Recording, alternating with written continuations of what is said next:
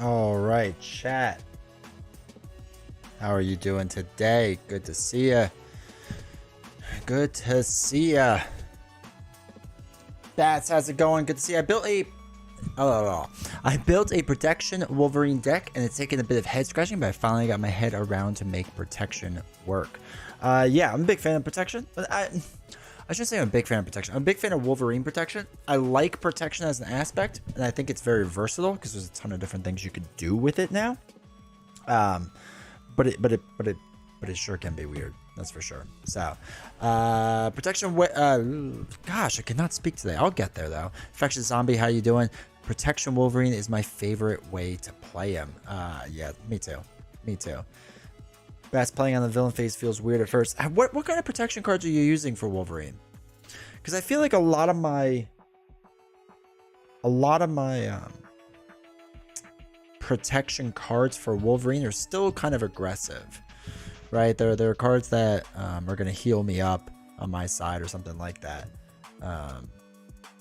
but they're not actually defending, you know. And so a lot of defense cards will have you do stuff on the other side. Defense mostly. Interesting. Yeah, I still use. I don't really defend with him per se. I'll use whatever the 2-cost ready up card is that lets you ready up, and there's another one that like heals you for 2 and readies you up, and that one heals you for 2 and does 2 damage. I'll use those a lot in protection, and I like them.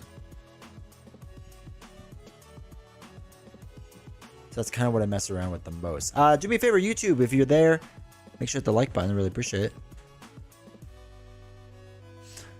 But yeah, I do want to try like a pure defense Wolverine. Like, so I like Captain America in Flow Like Water deck. I think that's really good. So it'd be interesting if you could do something like that for Wolverine. Never really tried. Orbit Survey, how you doing today? Good to see you. Hopefully you're doing well. Welcome to chat. I'm excited for tonight because I'm hoping that we actually do a little bit better tonight, because last time went terribly with Lord of the Rings. Like really bad, embarrassingly bad. So I'm hoping we can do a little better than that. We'll see. We'll see. And I will say, just to give an update to everyone, this Sunday we'll do Marvel Champions, and then next Tuesday will probably be Ashes Reborn, new game, and I partnered up to Ashes to do stuff with them. See the Descry react? I did, Sharp Taco. It was good. I saw his react video. I thought it was good. I think it's interesting because there are some things that I disagree with him on. Like there's small things, and then there's one hard thing I disagree with him on. But a lot of it boils down to him and I just have very different play styles. Like very different play styles. And I think there's I think a lot of his disagreements come from that. But it was a good video. It was a good video. I enjoy seeing it. I enjoy seeing how other people react to the way I play too, because I know I have a really weird style of Marvel Champions play. Bradley, how you doing today? Hopefully you're doing well. It's good to see you. White Wolf, how's it going, man? How you doing? I have 2 1-cost cards that trigger. I have 2 1-cost cards that trigger off of the villain attacking me. The first does 4 damage, and the other thwarts for 4. Interesting. Growl, good to see you. Are you going to play Disguised deck at some point? I could. So, okay, so here's the thing with Disguised deck. Him and I were fundamentally doing different things, in my opinion. All right, so first of all, this is just my opinion stuff for a second. Descry opened up his video talking about how amazing of a minion slayer that Valkyrie is, and how much he likes her in that role, and that she, she's incredibly good at, and just like really reiterate that over and over. And I had a gut feeling the second I heard that he's going to lean into that build. And the build that I did with how I play Valk doesn't lean into that. It doesn't mean you can't do that. It just means I wasn't doing that. So for example, he made a big thing about Hall of Heroes, right? How could D20 not play Hall of Heroes? And the reason being, right? The reason being is because the style I play, unless I am purposely searching out minion cards, which I would put different cards in there, like completely different cards, right? More cards besides Valkyrie's cards that seek for Hall of Heroes stuff, or for minion stuff. I would put more aggression cards that seek things. I would put Angela in there. but I'm not building, that deck was not meant to be built as a minion slaying deck. It's a deck that can slay minions, but it's not a minion slaying focused deck. So the only reason you would run Hall of Heroes is if you're building a deck based off of that. Descry, when you watch his gameplays, usually like at turn 10, he's still like building out or getting ready to go, right? At turn 10, I've already been done, right? I'm probably done with the game at that point. It's very rare that not very rare. It's not often I make it that far in the game. So for me, Hall of Heroes, unless I'm purposely trying to get out those minions or I'm playing a multiple minion slaying villain like Thor, Hall of Heroes doesn't make sense to me. So I get that a lot of people lean into that because she is good at minion slaying, but the only reason you want her as a minion slayer is to feed off of Valhalla and Hall of Heroes, generally speaking, and to use Flight the Valkyr, which again, I'm not leaning into that part as much. So for me, he was fundamentally trying to do something different than I did, and that's just a difference of how we're approaching Valkyrie, and there's a difference of play style. He takes a lot more time than I do. The one thing I will say that I hard disagree with him on, and I wish he kind of went into this more, is that he made a comment that I said in the beginning you should thwart one with Valkyrie, and I stand by this. I hard stand by this, and maybe I didn't do a great job of explaining it. Maybe that's my fault. The reason being is because if you're playing true solo, you need to keep the main threat down, right? You need to keep it in check. And Valkyrie has no way to consistently do that with any of her cards, and aggression doesn't. What he talked about was using, again, getting minions out on the table and then doing overkill on minions to use that to lower the threat or chase them down or something like that. Again, he's focusing on minion, he's focusing on bringing in minions is what he's doing. Versus I'm not. That is not, again, that wasn't the point of the deck. So I hard believe that you must keep the main threat down, and in order to do so, especially in the building while you're building out, you should remove one threat. One threat is better than pinging small amounts of damage off the main villain, or off the villain. I'm sorry. So that was one of the big things I disagreed with, like big things. But yeah, that's just difference of play style. And it's difference of how we approach the game. And not that there's a right way or a wrong way. It's just difference of how we approach it is all. But yeah, I don't think there's value. I think you have to thwart one off the main to keep it in check as a true solo. Like that will, for most of the scenarios, that will keep it in check. Because the second that like a crisis icon or patrol comes out there, you better have had that handled because you're not going to win after that. Hey, Beast Snow. I'm here, but my grandpa's probably won't be active in chat for the first bit. It's all good, man. Since Describe plays higher difficulty, his games last longer, which changes up the priorities. Yeah, there's a good argument for that for sure. There's the right way, the wrong way, and the D20 way. Amen. So that's the other thing I will say with him. So and then, that was the other point he brought out, is that he wouldn't use Piercing Strike because he doesn't think tough is as bad, because he would use a hero with the spear attached, right? A guardian hero with the spear attached for piercing. And the problem with that is I'm not playing long enough for that to matter. Like realistically, like unless I get, what do you say? Throg, which again is a minion building deck basic. You would have to build a minion finding killing deck for Throg to work. But even if you did Bug, I think was his other argument, I need to find Bug, play Bug, then find the spear, and then play the spear, and then get that to work. And if I find them in the opposite order, I'm screwed. Right? Like it doesn't work because I'm not cycling through the deck that much to make it worth it then. Versus I draw a Piercing Strike and they have tough, I use said Piercing Strike. Or if I don't need to use Piercing Strike, I equip it on something else or I pay it for something else. So he is very, very, very, very, very, very, very big into being as efficient and using the most efficient way of playing things as possible. And it's a very good way to play, obviously, because he's very good at the game. I will do inefficient things if it leads to the win. And that's how I play. And it sounds like it makes sense, but there are things I do that people will be like, that's not the most efficient way to play, but it leads to a win. That's how I approach it. And like he will do the most efficient thing and create the most efficient system in belief that it leads to the win, right? Again, it's kind of what you're saying. It's two different ways of doing something. So anyway, but long story short, very long story short, I enjoy he did the video. I really enjoy it. I enjoy seeing one. I wish more people would talk about how they play the game. because I think while playthrough videos are pretty cool, I think when people break down how they play and help explain to the community, especially in a light of just to help out new people, I think that's really fascinating stuff. I think that really just helps the community writ large. Great reply. Glad the video generates more comments. Yeah, and like I know I think the impression that I got too was he was a little like worried that I would take offense or anything. Like I never would. Like I've always said this on stream. I'm a mediocre player in my opinion, and I know other people think I'm better. Maybe it's my humility coming through. But I only consider myself like okay to like maybe good, right? And I do consider Descry a better player than I am. Now maybe one day I can get as good as him if I focus like more and I stop goofing around on stream so much, but we'll see. But so like I know he said a few times like I hope he like D20 doesn't take offense to this. Like no way do I take offense. Like I think it's cool. I think it's a really cool idea. I think it's a cool video idea, and I think it's yeah. That was my favorite part. Overstate. Yeah. And I know he doesn't want to. And like him and I get along. We message on Discord. Like we get along good, right? There's no hurt feelings whatsoever.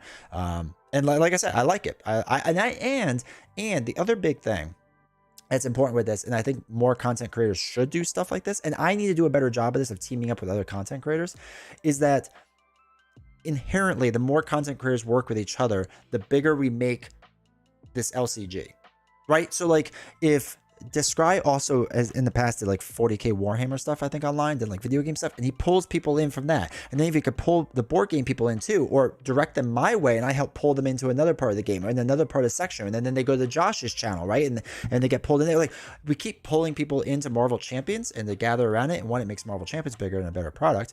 But two, it makes the content creator in this whole LCG sphere bigger and better, getting more people into the board game hobby, which I think is the goal of everyone.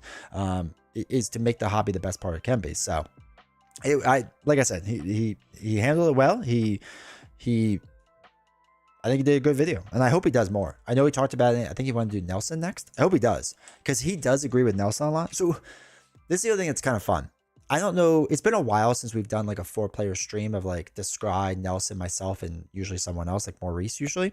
It's been a long while since we've done it. And I hope we do again, because you could tell the differences between Descry and I like right away. And in a good way, like in a good way. So he is very just like, okay, the most efficient way of playing is like this. And he's very meticulous, and he's very, very smart in what he does. Like he's very, very smart with what he does. Now I'm just like, I don't know. I got a gut feeling that this card will work out. I don't know if it will, but we'll figure it out. Right. And that's just how I play the game. And it's very, lax way of playing it. But even when we play, there'll be times like he'll strategize, because he's on the same priority as me, is that when you flip the villain, you should have a plan to like attack and get them down.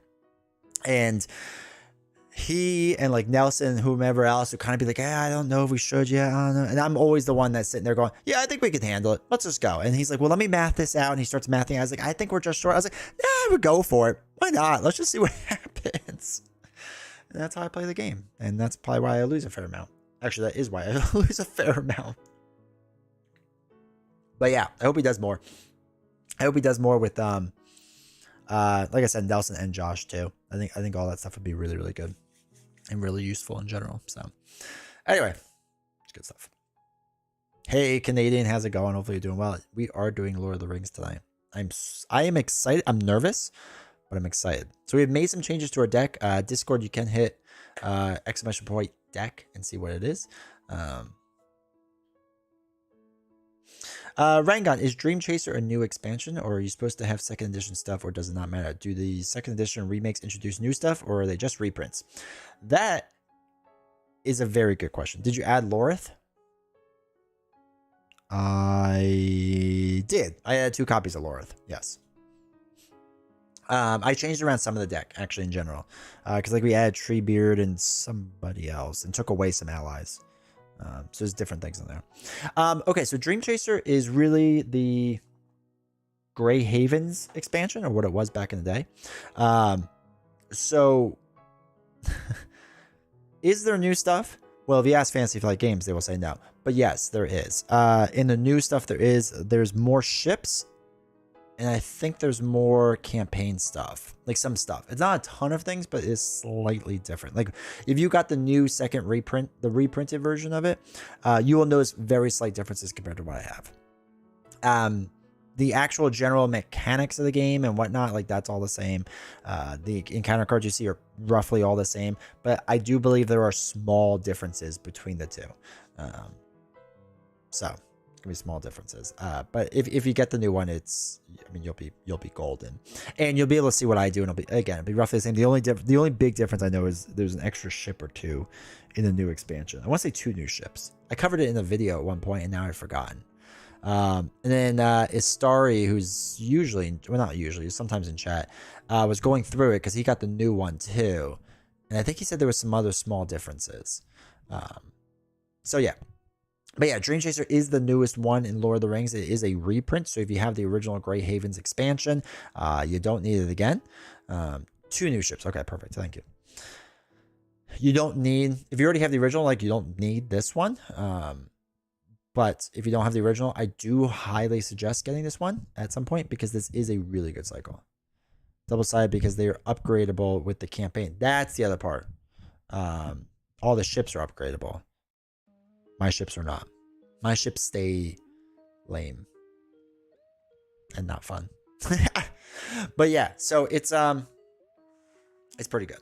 It's if you get into Lord of the Rings, I would just do everything in release order. So whatever the release order is, just stick with that. But this cycle is one of the better ones. And with my deck, I'm a little worried because we are starting with 35 threat, which is really high. And I think that if it doesn't work a first time or two, I might take out Aragorn and put in someone else. Because he is expensive. And it'd be nice to get somebody else in. But this is, generally speaking, a very general way of speaking, this is a Vilya deck. So we need to get that card in first and foremost. That's the most important card to do. And then just kind of build from there. But we're going to get tacked right away. So we're going to have to hang on. I think the beginning is going to be a little rough in this. But once we get Villion, like I think we're golden. Or at least we're okay.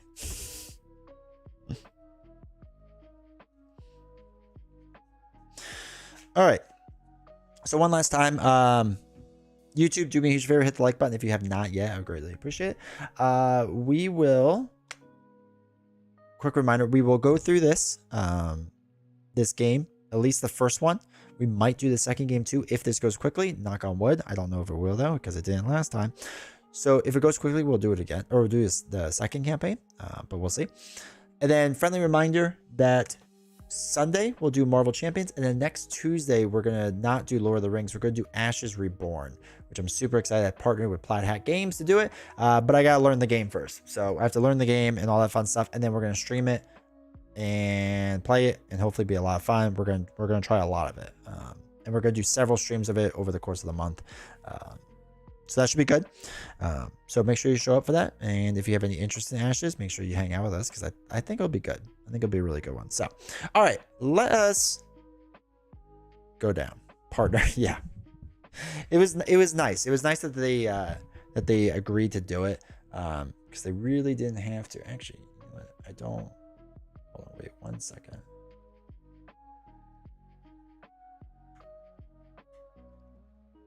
There we go. Oh god, I went too far. Wait, why don't we just... I swear I'm like a professional at this. I'm just having an off day. Okay, cool. But yeah, it was really cool. And so the whole thing is like PvE, right? Like that's like the whole solo thing is their PvE system. And they're coming out with more to keep supporting it. So that's why I'm really excited to jump into this now and be a part of it. So yeah, I'm actually really excited for that game. And it'll be a nice thing to see like LCGs have a competition. You know, I think that's like a generally a pretty good thing. So yeah, the dials are used for this, but not for Marvel. The buy the same token dials. You know, buy the same token does have Marvel Champions dials now. I'm gonna work on trying to get my hands on some of it. We'll see. But yeah, these dials are from buy the same token. So is that one.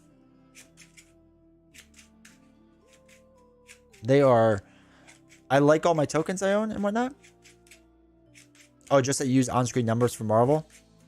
If I might... So here... Okay, so here's the thing. If I get the dials, I will probably actually, from buy the same token, use them on stream from there on out. Or just tokens on certain stuff.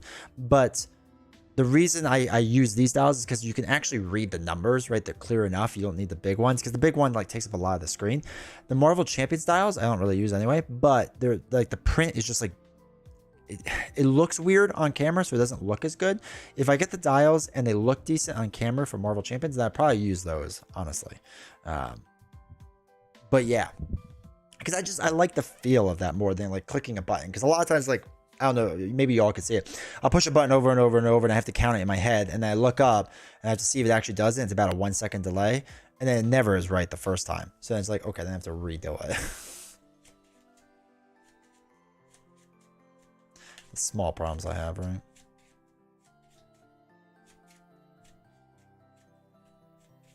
But it was opening Ashes, and it still has like cardboard tokens, and I have no way to upgrade them because I just have no way to do it in time. And I was like, this pains me. It pains me to have cardboard tokens. How sad is that?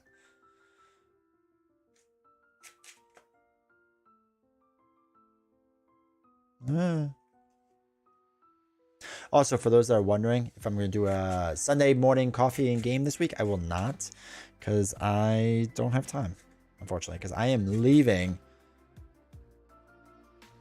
for a work trip in about 5, 6, 7, 8 hours. The inner machinations of my mind are an enigma. Oh, hey, Mr. Ra, how are you? Hopefully you're doing well.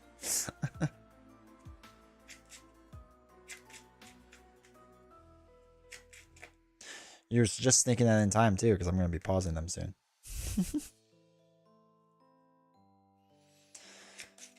Oh, geez. All right, so we are shuffled up. We are ready to go. Let me do a friendly reminder.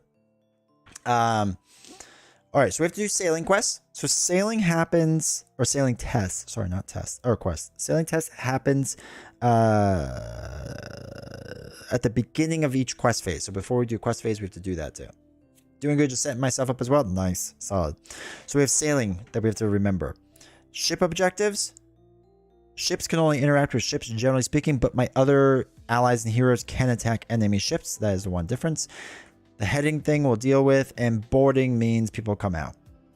And archery. I think that's it.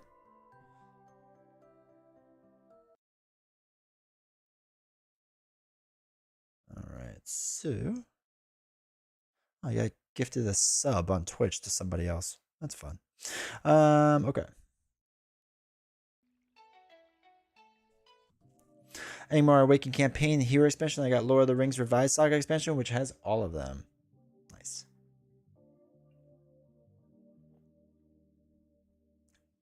That is awesome. And you got the hero packs too, I think. Okay. Here we go. Here we go. So we're set with 35 threat, which I'm a little worried about. It's a little high. We have Dream Chaser and Silver Wing as our boats. So Silver Wing lets us reduce our starting threat by 3. So 1, 2, 3. We're down to 32, which is actually clutch with the scouting ship. And everyone gets +1 attack, which is also clutch. No, it's no hero pack when they came with the heroes. Oh, okay. Okay. So I think we're good. We need to read this, which states prepare the Corsair deck, which is this one that we shuffled. Players shuffle, prepare their fleet, which we did. Shuffle each stage 2 card, which I might as well do on camera so you all don't think I stacked the deck. And then search the encounter deck for 1 copy of Rolling Seas and 1 copy of Scouting Ship, which is Rolling Seas and Scouting Ship. Put them in the staging area. Shuffle the encounter deck. Let's go. All right, so we have sailing and we have up to 8. So sailing up to 8, and each ship objective gets 2 questing points. Made a Hobbit deck last night and I'm about to try it out. Tri-Sphere, of course. Nice. So let me know how that goes. All right, so let's start our setup. 1, 2, 3, 4, 5, 6. Or opening hand, we draw 6. If we mulligan, we shuffle everything back in. Steward of Gondor. Nope, we're not going to keep this because we are looking for Vilya. Is what we are looking for. So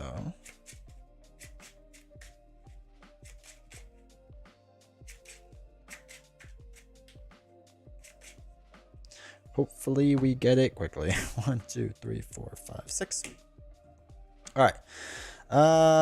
No. Oh boy. Okay. This is poor. There's 3 of those cards, and of course I didn't find them. All right, so let's start with the first phase. It's just the resource phase. Everyone gets $1. Everyone gets $1. I used to check to marry, and some people say, but I also feel solo needs spirit. Yeah, spirit helps. You can get by without it. Quick beam, but it does help for sure. Okay, so now we have to do the planning phase. I don't think we can play anyone. We're not rich enough for that. So we are not going to play anyone. We are now going to do the sailing phase, which first means we change our heading to the storm. And then let's exhaust the boat to look at 2 cards. I'm just going to do the boat, hopefully. We did get 1 sailing icon, so we're good. We are back on course, and we're very happy. So now it's the questing phase.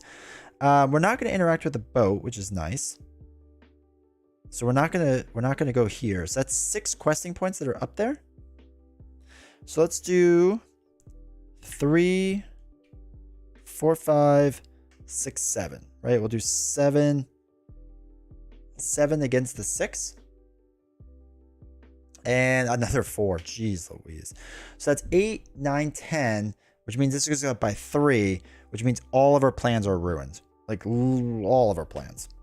Because this is now going to engage with us, and that's terrible. So, what happens now is that we're going to travel. We're just going to travel now. So, we might as well because it makes no difference. So, this puts us off course, right? So, it says shift. You're heading off course to travel here. All right, cool. And then we do encounter phase. So, he's going to engage us. Boarding party of 1, which is, of course, the hardest one out there. Man, this is not going well. And we'll go from there. Plus, I found out later that you can use Frodo as a 4th hero, but if he dies, you discard, you lose. Yeah, in the quest campaign for the Hobbit cycle, or not the Hobbit, the Lord of the Rings cycle. Yeah, the bad without spirit because you're starting with 20 threat. You just can't cancel treacheries. Yeah. Okay. So each one gets a bad card. Okay. I'm gonna defend this one with Aragorn, whatever. So he's going to attack 5 plus nothing, does 1 damage to him, which stinks. And then the boat's going to do 5. Either shift your heading off course or treat this attack as undefended. It is undefended, so that's fine. So we're going to get 5 damage. So we're going to do 2, 3, 4, 5. Okay, cool. That's the end of the combat phase. I have no one else left to attack with because I didn't think I was going to get attacked. We go up to 36 and we ready everyone up. That was rough. Okay, so everyone gets 1 resource. And we draw a card. Still not Vilya. Okay, chat. Okay. All right, I'm going to use Stargazer. Put her in the play. We're going to exhaust her. To choose a player, we're going to look at top 5 cards. 1, 2, 3, 4, 5. Okay, Vilya's in there. Perfect. And then we can return them in any order. So we're going to put Vilya on top and hopefully survive. And then we will do a quick beam as well. Oh god, I'm off focus.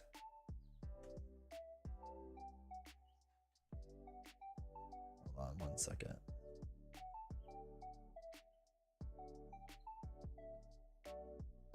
Okay. Now I'm fixed. Now this camera's off focus. This is going great. Or the ultimate willpower boost? Yeah. Can you have really bad luck at drawing Vilya? I can have incredibly bad luck. I'm very good at not drawing it. Alright, so we spent 2 to get quick beam in the play. After quick beam enters play exhausted, we can deal 1 damage to ready him. Which I think we will actually. And ready him. Okay. So now it's the sailing phase. I'm going to purposely fail sailing. I'm going to fail sailing. That's fine. So we're going to go off course because I need to deal with these all out here. So that's fine. I think what we're going to do, I need to do 8 damage. 3, 4, 5, 6. I'm not going to quest. I'm going to try not questing. This sounds like such a poor idea. Now I should quest with somebody. But I need to take them out. But I can't. Oh, wait. I can't attack with the boats anyway. Because I need to take this guy out first. So let's quest with the 2 boats. That's 7 again.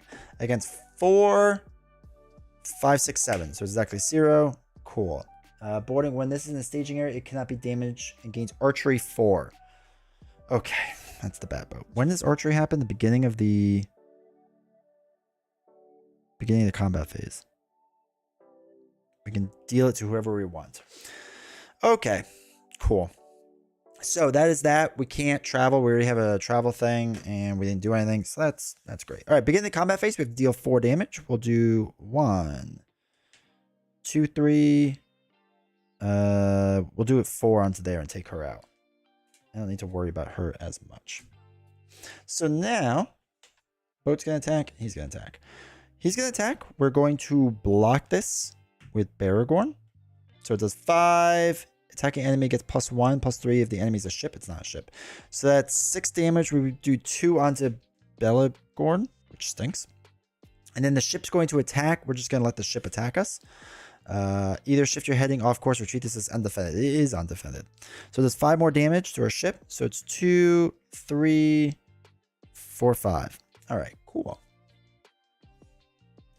Was wrecking me. All right, so that's my turn. First with him, he has basically 8 life. So we're gonna do. Actually, we have 4. We have to attack with everyone. So it's everyone. All heroes get +1 attack. So it's gonna be 4, 5, 6, 7, 8, 9, 10. Takes out him. I think he goes in his own discard pile. We'll just put that slightly off screen. Move that. There we go. All right. So that's gone. We can't deal with the ship yet. That stinks. This goes up to 37. And then, do we want to go back down to the starting threat? Probably not, right? We'll just ready up. I've also heard Sam is the GOAT Hobbit in all the Hobbit decks. No. I mean, he's good, but is it Merry or Pippin? One of them is like insanely good. Okay, so we got rid of that. That's good. Now we have to worry about that boat. So everyone gets one more ring. Draw a card. Oh, hey, it's Vilya. Go figure. So let's use these 2 resources to play Vilya. Vilya comes into play. Awesome. So now we have that. There's 2 Marys. Yeah, well, there's a bunch of each. I forgot which one it is. All right, we're gonna exhaust Vilya and Elrond, so that the first top card we can put this in play, which is Treebeard. So we're gonna do that. Treebeard enters play exhausted and collects 1 resource each phase, and we can use those resources to play for Ents. So he's gonna come in exhausted, which is fine. Then we can get Mr. Heals in, pay 2 for him. So let's exhaust him to heal 1 damage up to 2 different characters. So we'll heal 1 off of our ally there. Up to 2 different characters. So we'll heal another 1 off of him. Oh, no. We'll heal just 1 off of Quick Beam. And then response. After a character is healed by another card effect, heal 1 on it. So we'll heal 1 more on Baragorn. Did you miss... I don't think so, right? We were at 7. We did 7. The main area did 7 because we quested here. So I think we were even because I still have 7 on my dial and there's 7 up there. So I think we were even. But if chat knows it's something different, let me know.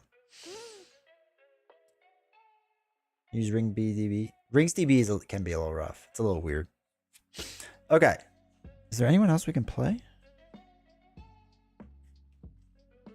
No, we can't do that. Okay. Cool. Now it's sailing time. Let us sail. Let us sail with this one. It counts as 2 sailings. Sorry, we should do that down. So 2 cards for sailing is just 1 card back. All right, that's cool. You don't understand how everything builds up for building better heroes? It takes a bit. It is weird. It is weird, that's for sure. Did you assign archery damage? Yes.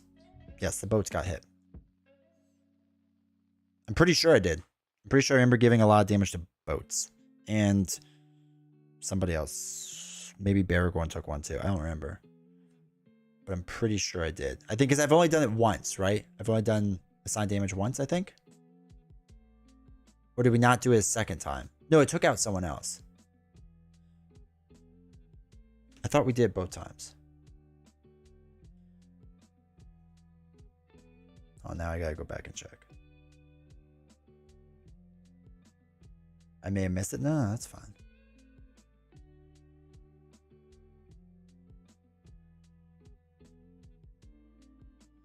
Gosh, I took a really long time to do everything. All right, so we have that.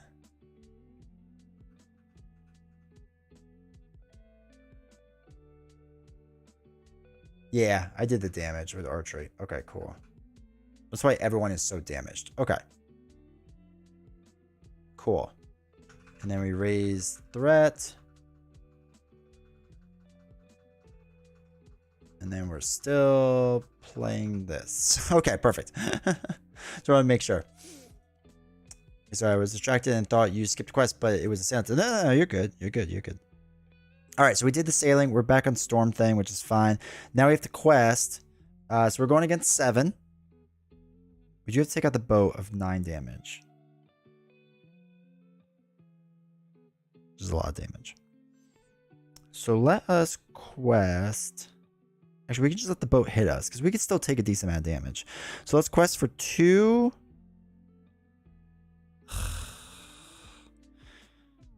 I need more questing points out there. Oh my god, but the threat goes way up. We're not in a good spot. All right, let's just quest for 2, 3, 4, 5, 6. Against 4, 5, 6, 7, 8, 9. So it just goes up by 3, which just puts this at 40. Ooh, we're going to have to reset that. That is rough. So we're really stuck here. We still haven't traveled anywhere there. And now the boat's going to attack us. That's really cool. Just send everything at the boat. I know, right? All right, so he's going to attack. We're going to let it take the hit. So we're going to split between our boat damage. So it's 5, 6, 7 damage. 2, 3, 4, 5, 6, 7 damage. That's a lot of damage. So this is up to 2, 4, 6, 8, 10. 2, 4, 6, 8, 10 on each. So he only has 4 life left and he has 8 life left. Now we can attack the boat. Slowly. So 2 damage there because it gets +1 attack. And then 3 damage, which does 3 total damage onto the boat. Fortunately, we need more damage than that, but that's okay. We can keep healing up. I think we can heal the boats too, right? Are we allowed to do that? Oh, we didn't do the 4 damage. My bad. We didn't do that 4 damage. We were just talking about it too, and of course I didn't do it. So we'll do 2, 3, 4. My bad. We should have done that before. Then undefended, and we're good. Okay. We're good. We're there. All right, so that's the end of the attacking phase, right? Yes. So then refresh. All right, we really need Vilya to do some good and to heal up more. And this goes up to 41. Now, this went up to 41. I'm going to bring this back down with Aragorn. So it brings it back down to the starting threat level, which is 35 minus 3, because it says reduce your starting level by 3. Actually, is it down to 35 or 32? Because it says bring it back down to your starting threat level, and this says reduce your starting threat level by 3. Am I reducing it to my new starting threat level? Or is it still 35 as the threat level? Let me know on that. I'm not 100% sure on that rule. All right. Then everyone gets monies. 1, 1, 1. And we draw a card, which is, oh, Gandalf. Okay. Can't afford that. Wish you would show up later. Okay, so we'll exhaust both to do Vilya, which is, oh my god, it's 0 ally. Cannot attack or defend. Spend 1 resource to exhaust Lorith, then heal 3 points of damage on a character. Any player may trigger this. Okay. Gandalf gonna give it to you? I wish. I only have 4 resources. I need him to. I'm going to say it goes back down to 32 because it reduced your starting threat, which I assume is my new starting threat. I'm going to give myself that one. Sorry. All right, so we treat boats as characters for all intents and purposes, I'm pretty sure. For all purposes. Okay. Ship objectives. Just considered to be allies and characters for all purposes. Okay, cool. So we can heal boats. All right, so let's exhaust her to spend a resource to heal 3 points of damage on a character. We're going to heal it on this boat. And then in doing so, after a character is healed by another card effect, heal 1 damage on it. So that's 4 total. Does LCG make sense? That makes sense. All right, we're gonna have our boy here exhaust to heal 1 damage up off of 2 different heroes or 2 different characters.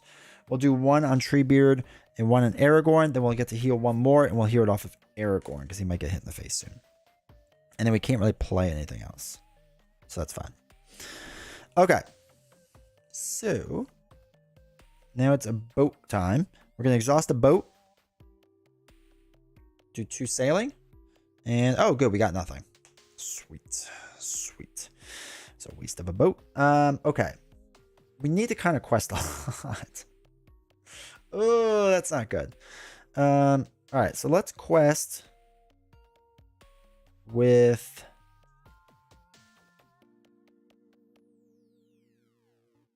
jeez. What does he have left? 2 says 9, 8, 7, 6. Only 6 damage I have to do. So that's 3, 4, 5, 6, 7. Okay. So let's quest 2, 3, 4. Oh my god, I need to quest heavily though.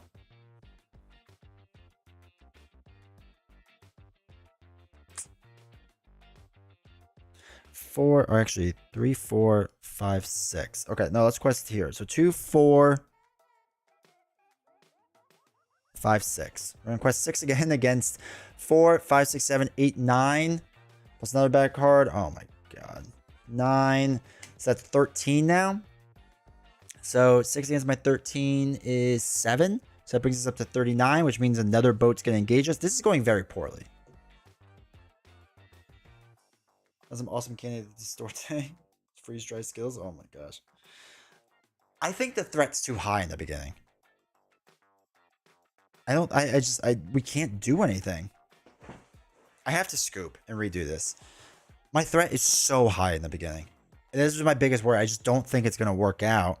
Because it's just, you just engage the boat right away. I also got bad cards with Vilya, but still. Because anyway, this is going to come down. We're going to get archery. This is going to board 2 more. And we're going to get overwhelmed and die. So let's scoop. And get. I also did not have the best hand draw. That is true. But it wasn't like terrible.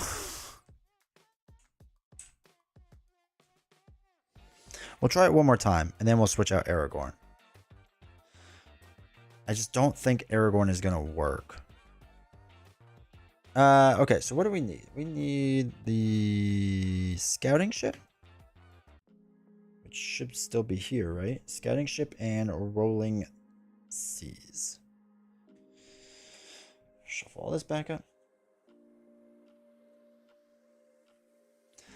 Quest hard from turn 1. It's not bad. The problem is sailing throws me off. And then I was basically I was basically forced to get attacked right away because my threat starts high. Lord of the Rings rush strategy. Okay. Got that. Shuffle that. Hey, Billy Spencer, how's it going? Toss him overboard. Alright, let's do that. Brings us back down to 32.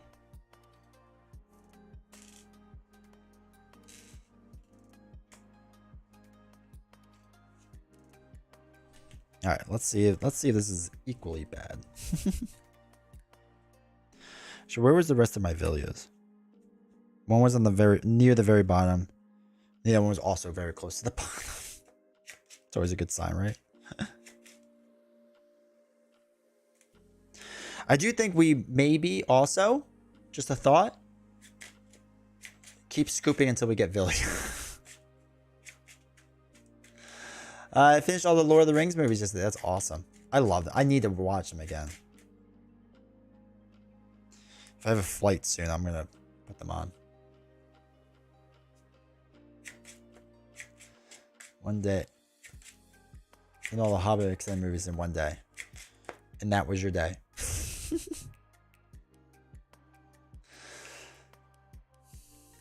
Okay.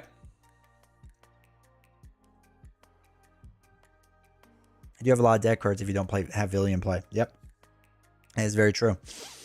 Okay. All set up. Scouting ship. Rolling Seas, I think is what we had, right?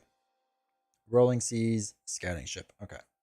Cool. Let's draw 6. 1, 2, 3, 4, 5, 6. Ooh, hey. No Villia. And Steward of Gondor, which is worse, too. Still played Lord of the Rings afterward. Alright, so it was just close.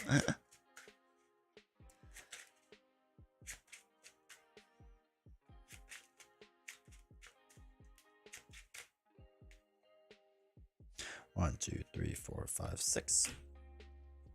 Alright, so 6. No Villia and another Steward of Gondor again. We're going to scoop. Okay, new game. We lost that really fast. That was fun. Now I know why Nelson has scoop counters on his stream.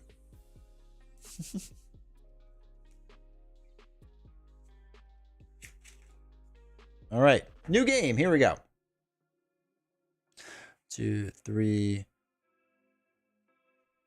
All right, 1, 2, 3, 4, 5, 6. All right, we got Villia. So now we're golden. We're good. This is actually not a bad hand either. It's a bad 40. All right, so we're not gonna mulligan. We're gonna be good where we are. Let us start our resource phase with 1, 2, 3 resources and draw a card, which is Northern Tracker. That'd been really nice to get my Villia, but whatever. All right, we'll use 2 resources to put in Villia. Now let's exhaust. Just don't be an event card. Oh, hey, Bayorn, let's go. Okay, now we're cooking. Now I feel a little bit better. Unexpected Courage I would really like to do and get on our main boy here. All right, so we played all of our cards. That's fine. It is now time to boat around. And I think we're going to boat for 2 or 3 cards. Sorry, this has to go down this way. Okay, we did get 1. Perfect. So we're still on course, which is huge. Now we have to quest. And I want to quest for 2, 3. Because that's 0. So yeah, we're going to quest 3 against 6. Which hopefully doesn't backfire on me. So 6, 7, 8 against my 3, which increases it by 5. Which brings us up to 37. Which means he is going to engage us. And we're going to travel to this place, which takes our heading off course. In doing so, we get boarded by them. When Vicious Marauder engages you, discard a random card from your hand and place resources equal to that printed cost. Okay, 4. So 4 resources. When Vicious Marauder attacks you, distribute damage among the characters you control equally. Okay, that's fine. So you get more resources if you play easy mode, but the rulebook says put 1 on each hero and sometimes online. Yeah, so you get on easy mode, you get to put 1 on each of your heroes before you start. And then the resource phase, you would get 1 more. So you start off with like 2, essentially. Or you could play, and then you would also take out all the gold circle cards, which are like these ones right here on easy mode. There's sleazy mode where you keep the gold circles in, but you still put resources on everyone. A lot of people play that way too. Okay. Boat's going to attack. I'm going to take it undefended. So it's going to be 5, keep it undefended. That's fine. So it's 5 damage. Going to go on some boats. So it's 2, 3, 4, 5. He's going to attack. He's going to block it. So he's blocking 4 against 3. Attack enemy gets +1, +2 if you're off course. We are off course. So 1 damage onto me, which means I can't reduce my threat, which stinks. All right, we ready up. Increase our threat up to 38. That's all right. Everyone is. All right, cool. 1 resource goes on everyone. 1, 1, 1. Draw a card, which is the plate. Okay, that's not the worst thing, I guess. Then let us exhaust Vilya and Elrond to put in Treebeard, which is fine. Then, oh, we can't do Unexpected Courage yet. Shoot, I need 1 more resource for Unexpected Courage. But we can get a healer in for 2. We can exhaust our healer to heal up 1 here and 1 here, and then 1 more overall because of Elrond's ability. Okay, cool.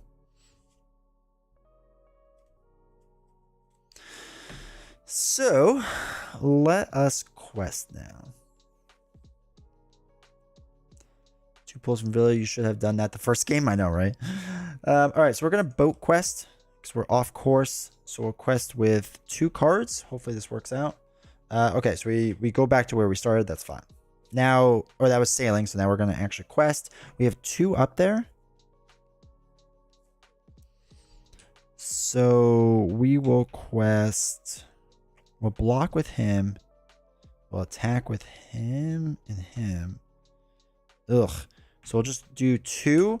2 against 3 total, which means our threat goes up by 1, which is okay. That's fine for now. All right, bad cards. Boat's going to attack us first, which is going to be, if your heading is on the worst setting, it's not. So we don't have to worry about that. It's going to do 5 damage. So that's going to be 1, 2, 3, 4, 5. And then he's going to attack. He's going to block. So he's a blocking 4 against 3. Attacking enemy gets +1. +2 and say if you control an exhausted ship objective. Yeah, that is exhausted. So it does 1 more damage. Okay. Still can't get a perfect block. That's nice. All right, so now we can attack with Beorn and Aragorn. Aragorn swinging for 4 because of the +1. 5, 6, 7 against his 3 defense +3 life, which knocks him out. Cool. He is taken out, so we don't have to worry about him. And we can't attack the ship yet, but we're in better standing. So now we would go up to 40 threat. I'm going to use our ability to get us back down to 32. Because I don't want a bad pull from a boat.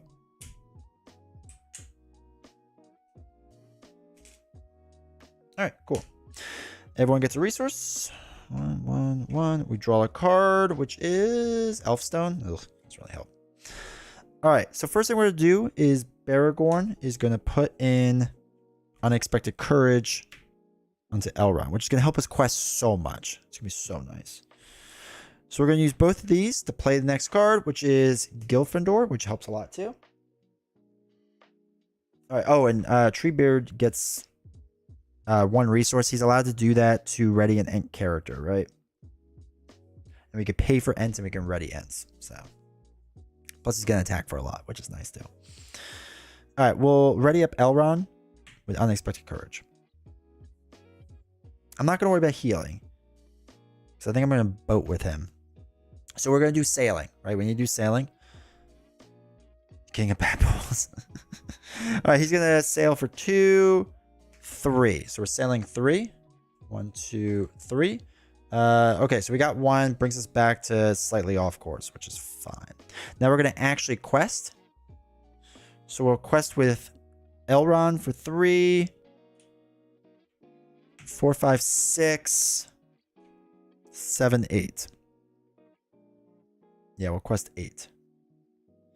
8 against 3. 4, 5, 6. Okay, cool. So 2 goes on to here. So it's not done, but we're getting further along, which is nice. Okay, so nothing happens with the boat, but this does have archery. So we have to do 4 damage around the table. So we're going to do 2, 3, 4, which is fine. Give him time. All right, so He's going to do damage. The boats are just going to take it. It's going to be 5. Excess damage from this attack is dealt to a ship objective. It is going to a ship objective. So that's going to be 5. So that's 2, 3, 4, 5. All right, so we're going to attack with Beorn for 3. Aragorn for 4. So that's 4, 5, 6, 7, 8, 9, 10, 11. Knocks out the boat. Don't have to worry about boat anymore. So that's nice. All right, cool. Let's ready up then. This goes up to 33.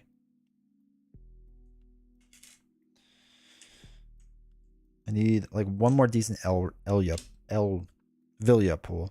1 for there, 1 here, 1 here. Aragorn's up to 3, which is nice. We draw a card for y'all, which I would like to get into play. All right. I feel like we're in a much better spot now. So what I'm going to do is exhaust this guy. No, we can spread damage around right now. That's okay. All right, so let's use Elrond and the Ring to play Arwen. After Arwen exhausts, choose a character. That character gains Sentinel and 1+1 defense. Okay. Where's our defense?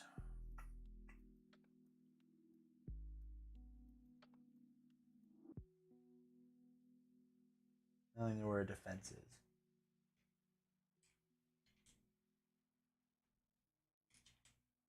Oh, it's right there. Okay. So we have that. All right, so we need the boat. And we could take some damage, that's okay. So let's also put in Furiel 3, 4, 5. We'll use lots of monies for that. We'll ready up Elrond. So she comes in. All right, so let's sail quest first. So we're 2 off course. We'll use this for 2 cards, 3 cards. That seems acceptable. We'll do 3 cards. 1, 2, 3.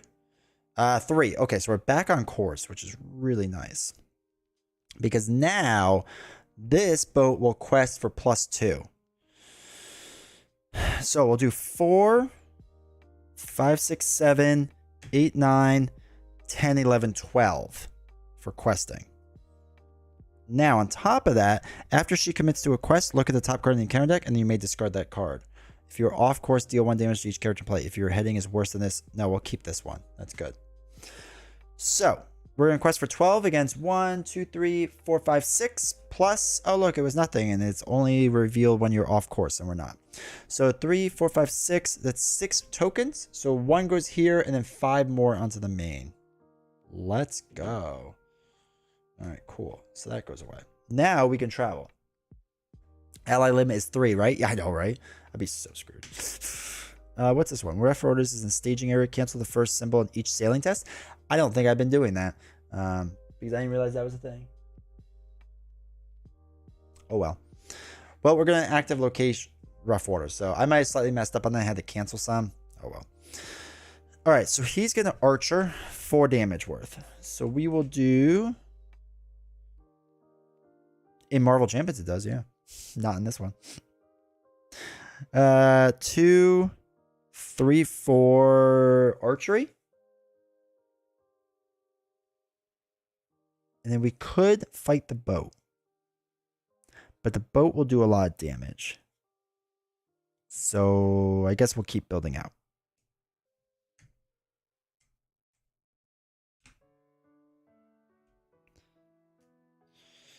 All right. So we got that. This will go up to 34. Now your deck is sailing. We're getting there. We're getting there. All right. So 1 resource for everyone. Treebeard. I don't know if I put one on you last time. Hopefully I did. If I didn't, man. Card is Glorfindel, which, okay, that's fine, I guess. All right, Villia deck, which gets us Master of the Forge. Exhaust, search top 5 cards of your deck for any one attachment, add to your hand, shuffle the cards back into the deck. That's fine. But we can use it as a sale thing now. All right, so we're going to sail. So it counts as 2... 3. Actually, wait. I'm sorry. Before we do that, I need to heal before I forget.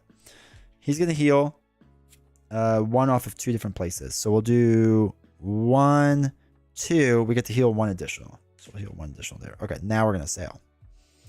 So we're going to sail for 2, 3 cards worth. I just need a 1.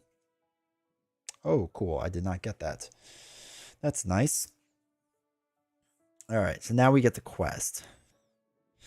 We'll do 3, 4, 5, 6, 7, 8. 8 questing points against 4. We get to look at the top card. Either remove all progress from the current quest or raise each player's threat by 4 or shift your heading off course. We're going to discard that. So it's 4, 5, 6, 7. We get to put 1 token onto here. All right, so now engagement. We get to do 4 damage to everyone, which is really exciting. So we'll do 2 here, 3, 4. I almost want to do the boarding thing.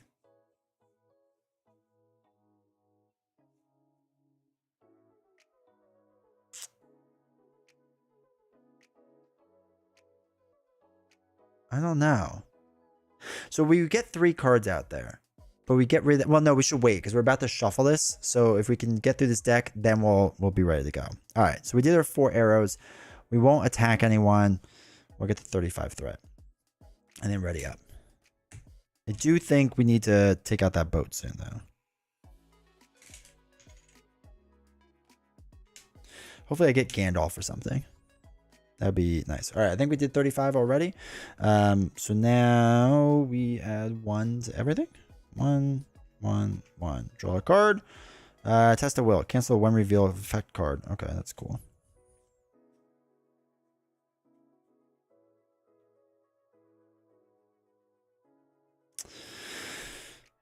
All right, let's do Villia again, which gets us the Warden of Healing again, which I guess is fine. What we can do now is play another Stargazer for 2. And then we can play another Healing for 2. Because I think we're going to use them all as cheap blockers. We're going to use a lot of cheap blockers this round. We're going to ready ourselves up. Is there another one we can get cheap? Oh, we can get another Stargazer in. Oh my god, I have so many cards out here. We're going to spend that 2 to get another Stargazer in. Alright, so every single Stargazer is going to block. Wait, we only have 2.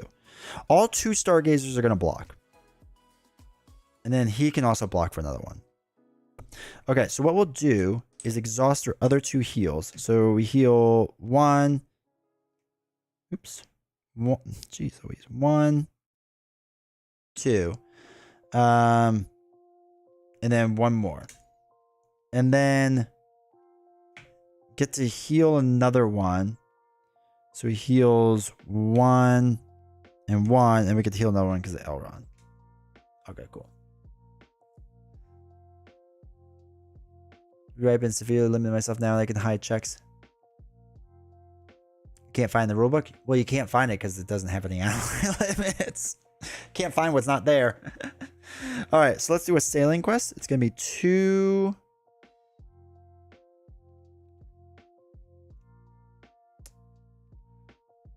What do we have? 1 blocker, 2 blocker, 3 blocker. 2, 3 cards. So we have 2. I think we have to shuffle up to get a 3rd one.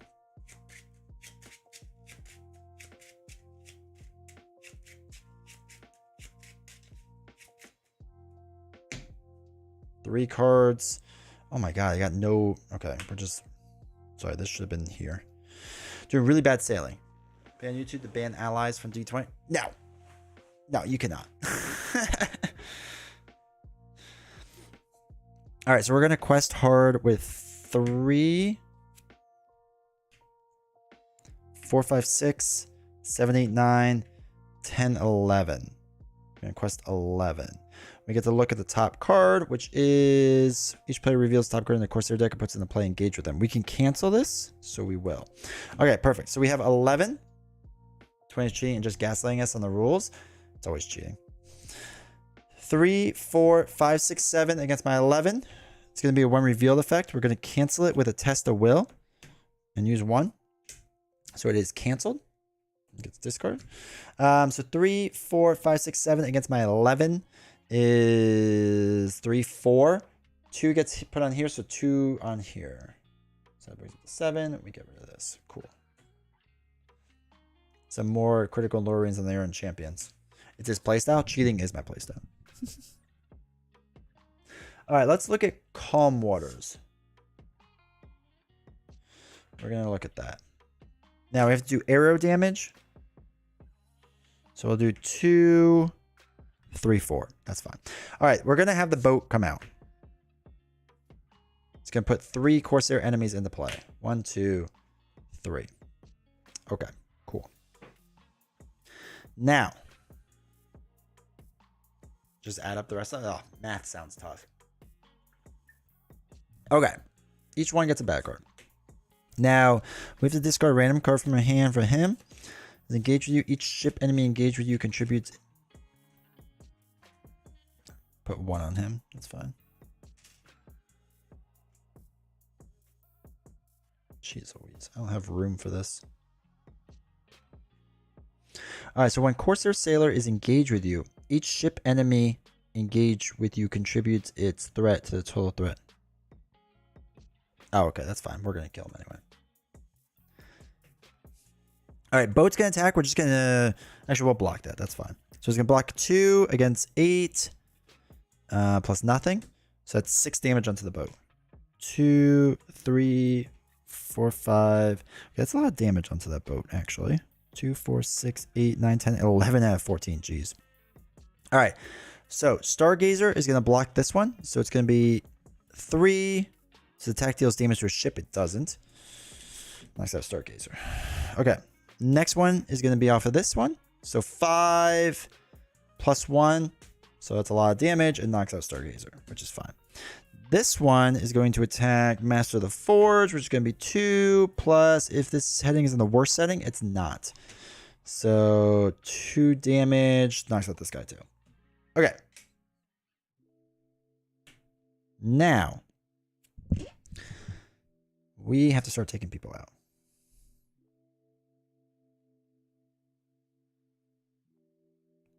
Three. All right, what we'll do is Beorn will give him +5 attack until the end of phase. At the end of phase in which you trigger this attack, Beorn, you shuffle him back into your deck. So he's going to be attacking for 8 against him, which knocks him out. Sweet. We have to shuffle him back in. Don't let me forget that. Okay, Treebeard is going to attack for 4. I should have defended with this guy. I completely forgot to. That's my bad. So 4, 5, 6 damage because we get +1 is going to knock out this guy. Bear versus boat. He does 4 damage. Oh, do we have no one else to do damage? Oh, we're just shy. So he's going to do 4, which is going to put 3 damage on this guy. 2, 3. Okay. And I think we have no one else to attack, unfortunately, so we will ready up.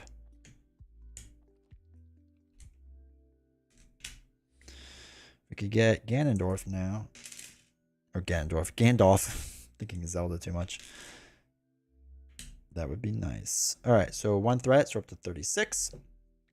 And now everyone gets a resource. 1. Oops. 1. And 1. On the bright side, we don't have to do archery anymore, so that's cool. We get Jubyar. I'm so confused. If I draw a ranger from the north of the encounter deck, do I immediately take control of him? From the encounter deck?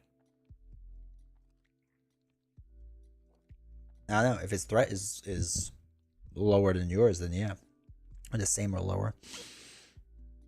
Alright, as far as playing, let's do Elrond and play Elfstone, which we can't. So this goes on the bottom. Otherwise, move the reveal card to the bottom of your deck. Sad.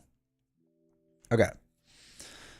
Can we play anything? We really can't play anything, so that's fine. Let's heal up. So he's going to heal 1 and 1, and then we're going to heal additional 1 off of here. He's going to heal 1 and 1, and an additional 1 off of here. Beorn is gone. Thank you. He gets shuffled back in. Hey, Leon, how's it going? Thank you for reminding me. See, I already forgot. Love the wooden tokens. I know, they're sweet. Treebeard also gets a thing. I should start using him to ready up.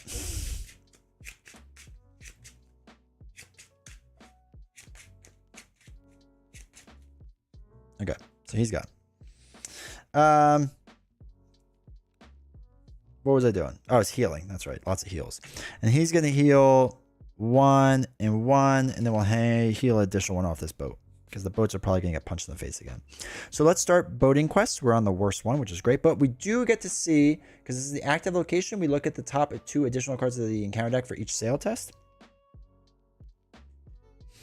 So that's 4 total we're looking at. Yeah, so let's look at 4 cards. Doesn't that mean Elfstone could be played? It can. I don't want it to, though. That's the only difference. All right, so 1, 2, improvement. So 1, 2. Oh, no, it does say if able. Let me see. All right, let me put the Elfstone back into play then. Attached to the active location. Yeah, no, you're right. It can. I guess I should anyway. I wasn't really thinking about that.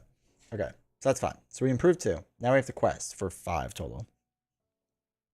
And there's 3 on there. Okay. So we're gonna quest 2, 3, 4, 5, 6, 7, 8, 9, 10. Yeah, let's quest 10. We get to look at the top card because of her. It's a boat with 2. Yeah, that's fine. So we'll do 5, which that's a total of 5 against my 10, brings us down to 5, which means we clear this off. Okay, cool. So attached player leaves play as an explore location. The first player puts 1 ally into play from his hand, which will put in our defender. So that's something, I guess.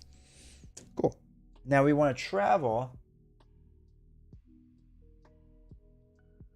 If we put in fog banks, the ship can't attack me. So I'm going to do that. I'm going to travel there, and then when this is there, ship enemies do not make engagement checks, cannot attack, and cannot be attacked. So this ship doesn't attack us. I don't know. I think it still gets a card, though. I think that card just gets discarded. So it confused me. It says ally. All right, so this ship won't attack, so we're just going to throw away this card. We're supposed to actually, I think, keep it face down, but whatever. We're going to defend 4 against 2. Oh, shoot. Well, this is engaged with you. You're supposed to... Oh, my gosh, I forgot to do that because he was still engaged with us. So we actually had 3, which means this never happened. Shoot. So this is still there. We still have the stone on it, and he's not in play. I completely forgot that he adds that. So that was only 2 that gets put onto here out of the 5. So the boat does attack now. We're going to defend with said boat. So it's 2 defense plus nothing. So it's 8, 6 damage on here. 1, 2, 3, 4, 5, 6. 2, 4, 6, 8, 10, 11. Jeez. Now he's going to block him. 2 plus nothing. So there's no damage, and we get to reduce our threat by 1 for making a good block. Free Jub is always good. Yeah, next time we'll get him. Next time. All right, so we need to knock him out. We just need to do 2 damage. Man, I really need more attack. So we'll do damage with Aragorn. We'll knock this guy out. Cool. Still have to deal with the boat, though. All right, we'll increase this.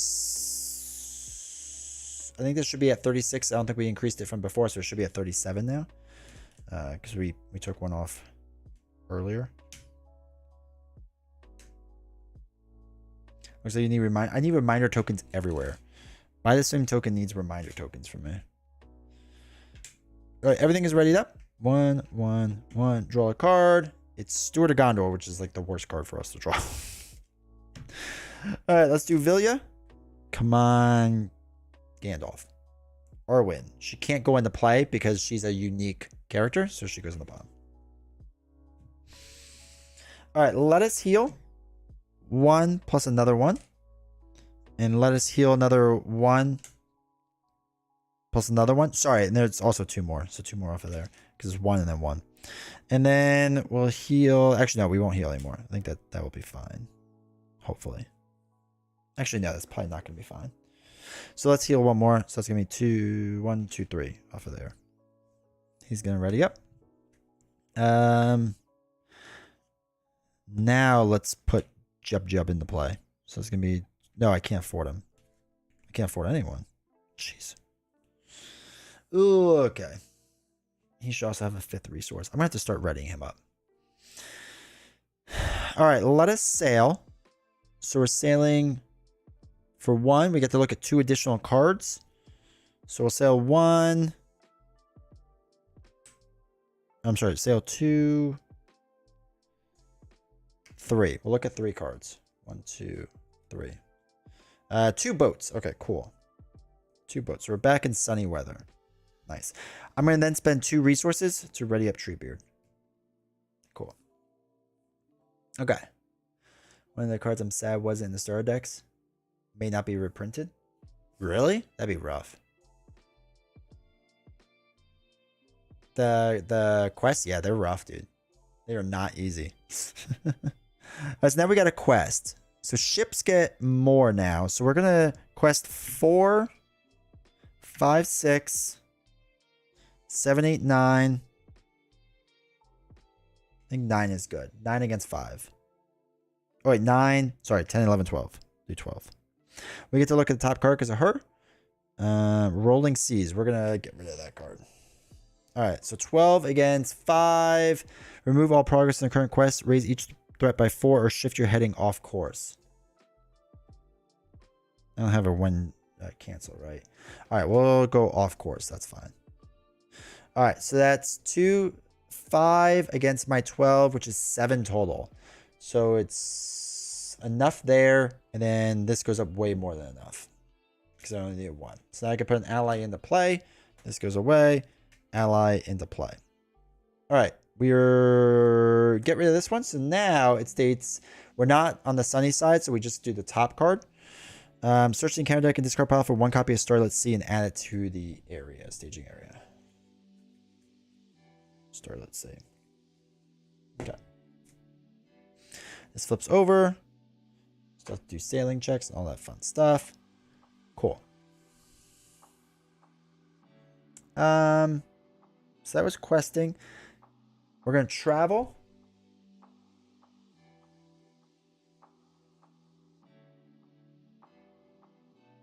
We're going to have to do sail, let's see. So we got to increase our threat by 3. That brings us up to 40. I need Gandalf to start coming in soon.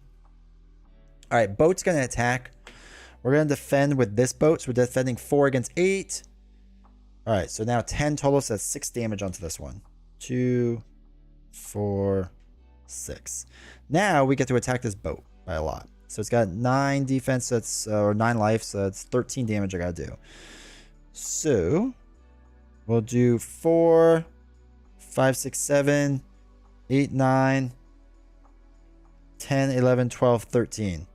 Against this 13, took out the boat. Now it's gonna get shuffled back in, which stinks, but whatever. You shall not pass. Alright, let us ready up. But yeah, we need to start lowering our threat, and he's the only way we can do it. So, be really cool if one of the 3 showed up. 41. I need to start defending too. All right, everyone gets a resource. 1, 1, 1. Draw a card.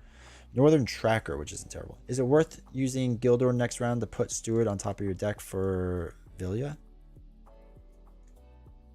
Hold on, wait. Is it worth using Gildor next round to put Steward on top of your deck for Villia?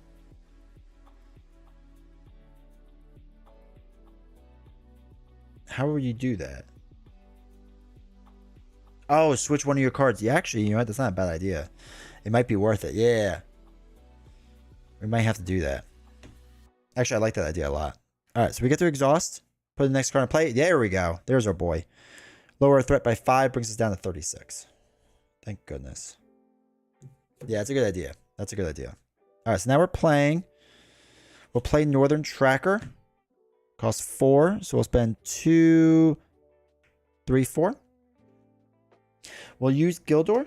Look at the top 3 cards of your deck. 1, 2, 3. All right, so switch one with our hand. So we'll put Elrod's Council in and put back Steward, and we'll put Steward of Gondor not on top because that would draw it, right? We want it to be second. All right, cool. Right, because yeah, we'll draw a card, then we'll do Vilya and we'll get back. Okay, cool.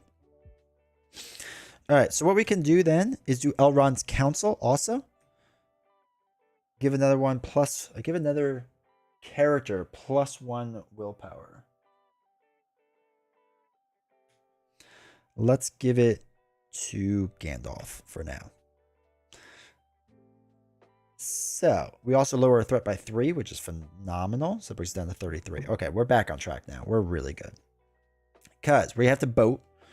So we're going to boat 2, 3, 4, 5. 5 cards. 1, 2, 3, 4.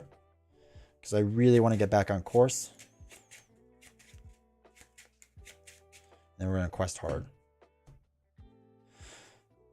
We only did 1. We're not even back on course. We're mostly on course. All right. So we're going to quest with 1. Sorry, we can get rid of this now. 1, 5, 6, 7, 8, 9, 10, 11, 12, 13. Now we do get to look at the top card, and we get to put 1 progress token in each location in the staging area.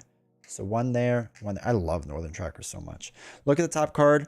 It's the god-awful boat. So we're going to discard that. Because she is so good. All right, so that's 13 against 5, 9, 4, 5, 6, 7, 8, 9. So that gives us 4 points. So 2 gets erased from there, and 2 goes onto there out of the 4. So this is up to 2. Now we get to quest. We're going to shift our heading off course to travel to that one. And that's it. We will ready everyone up. Gandalf goes away. Oh my gosh. Gandalf will go away. There we go.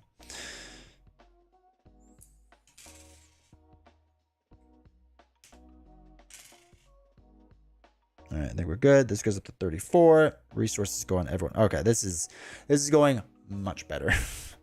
Oh, quick beam. Look at that. All right, this should have been going out more, and I completely forgot to, but we are going to use 2 of his resources to put in quick beam, who will enter play exhausted, which is fine.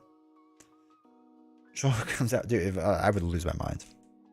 All right, and then we get to put in, hey, Steward of Gondor. So we're going to put Steward of Gondor onto Elrond. He now gets the Gondor trait for what that's worth and gets 2 more resource tokens. So then we're going to put Glorfindel in for fun. So it's going to be 4, 5 points we get to do. All right, cool. Now let's heal 1, 2 plus another 1. All right, let's heal up a little bit. All right, we're going to exhaust. We're not on the worst heading possible. So we're going to boat around for 2, 3, 4, 5 cards to boat around. 1, 2, 3, 4. This must feel better after last week. It 100% does. 1, 2 ship sails. So we're not completely back on track, but we're pretty darn close, which feels good. All right, so Northern Tracker for 1, 4, 5, 6, 7, 8, 9, 10, 11. No. 10, 11, 12. We're going to do 12 questing points. Does that make sense?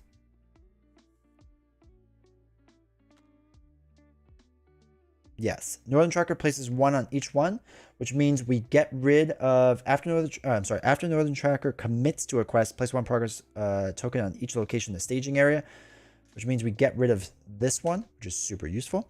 So it's going to be 12 against 2. Either shift your heading off course or deal 1 damage to each exhausted character. We'll go off course slightly.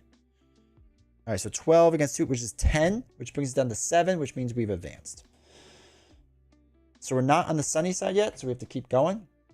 All right, Curse Miss. Search the encounter deck and discard pile for 1 Fog Bank. Because I have to get really good. A lot of Lord of the Rings is just losing. Alright, Fog Bank. There's now 2 of them in there. Numenor Tracker is awesome. Numenor Tracker is so strong. So incredibly strong. Alright, let's flip this over. And we get up to 6. Okay, so we could travel now. Alright, we'll travel to a Fog Bank. Actually, no. We're going to leave that one there for a second. We're going to travel to the other Fog Bank. Okay, cool. And then we'll ready up. Increase threat by 1, so that's up to 35. Do all of this. We're slowly running out of tokens, which is cool.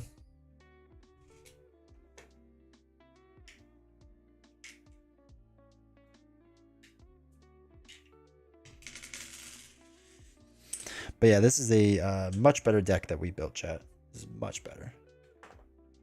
Okay. So we did that. Let's put 1 resource on everyone. 1. We'll draw a card, which is a Beorn, which is not super helpful. Actually, it's not the worst thing in the world because we could pay for him with our guy. Because we will exhaust Steward of Gondor to put 2 onto there. We'll do... actually, let's exhaust Guild Door to look at top 3 cards. 1, 2, 3. Oh, it would have been the Gandalf too. Actually, we can just put Gandalf in our hand. So we put Gandalf in the hand, put Beorn back on. And then we can do Vilya to put Beorn into play. And then ready up Elrond. Gandalf, we're going to put into play using 2, 3, 4, 5 stuff. And this lowers us down to 30 threat. Cool. I mean, the Hobbit movies are bad. I actually didn't mind them. I've heard that too, that they're really bad. I think they were fine. Like, they weren't amazing, but I thought they were fine. I enjoyed them for what they were. All right, we're going to boat. Let's go boat around. So we're going to boat for 2, 3, 4, 5, 6. We're boating for 6. We got to get back on track. 3, 4, 5, 6. All right, 1, 2, 3, 4. Okay, we got enough to go all the way back up. So we're back on sunny side, which is nice. All right, let's do Northern Tracker for 1, 5, 6, 7, 8, 9, 10, 11, 12, 13, 14, 15, 15. We get to look at top card, which is 2. We'll keep it. So this, when we commit to a quest, we put another one on there. So that, what did I just say that was? 15? Is that what I just said, chat? 15? 4, 5, 6, 7, 8, 9, 10, 11, 12, 13, 14, 15. Yeah, 15. 15 against that is, 15 against 4 is 11. This absorbs 5 of it. Is that 6 onto the main? Yeah, 6 onto the main, which advances this. We are on course, so we do get to look at the top 2 cards. Placing the other one at the bottom of the quest deck. So we can search the encounter deck for a scouting ship and add to staging area, or 1 copy of Water Spout. We're going to add a copy of Water Spout. And advance that. So it's sailing with 2 force at the end of the quest phase. If you're off course, you must distribute 5 damage. Ooh. Alright, so we're going to switch Rough Waters into our active location. And that is it. We'll ready up then. I guess we just quest to win at this point, right?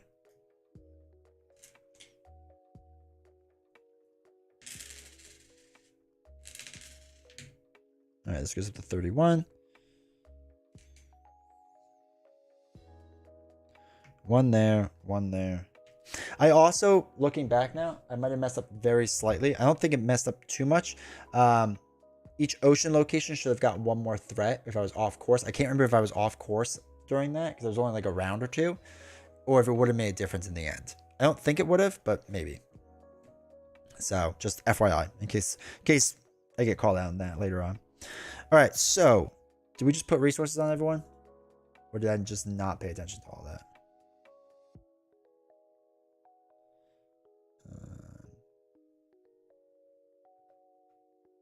I think I put resources on everyone. Cheated like a champ. Oh yeah, we put resources on. We just didn't draw a card yet. So draw a card, which is Hasty Stroke. Okay, cool. All right. We'll do Vilya. Puts in Jubyar, who we can't put it in the play. Sad. Jubyar. We will do Steward of Gondor to get 2 more resources. So we have a lot. And we can't do anything else, which is fine. All right, let us sail with 2, 3, 4, 5. We're 1 off. Still loses. Whatever. 1, 2, 3, 4, 5. We have enough to go back on. While it's in the staging area, that doesn't affect us. That doesn't affect us. So that's 5. We are back on course. So we have to shuffle all this up. All right, so we're going to quest for a lot.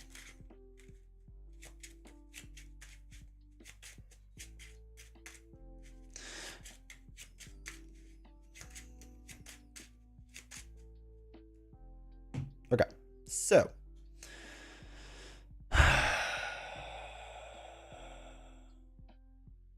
okay, let us quest 4, 3, 4, 5, 6, 7, 8, 9, 10, 11, 12, 13, 14, 15, 16, 17, 18, 19. That puts 1 more on here. So that's 19. We get to look at the top card. Oh, it's the boat. See a boat. All right, so 19 against 2, 3, 4. So that lowers this down to 15, which lowers this down to 12, which means we have advanced past this, and we get to go on to the next one. When revealed, search the encounter deck and discard pile for the ship enemy with the highest threat and add it to the staging area. Oh, no. That might be the 3-1, right? Is there one that's not? Oh, no, it's the light cruiser. And add it to the staging area. 2 ship enemies. Okay. So we'll add light cruiser? It's a 4. Is 4 the worst? Yeah, light cruiser is the worst. Thank God it's not the really bad ship. All right, light cruiser enters the staging area. That's good. Shuffle up.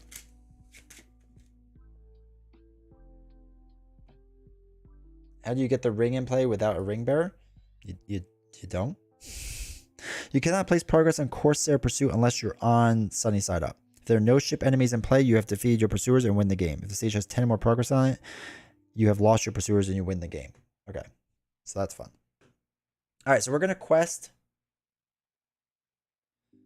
over to Rough Waters. We'll leave that there. We don't have to worry about that. And let's ready up.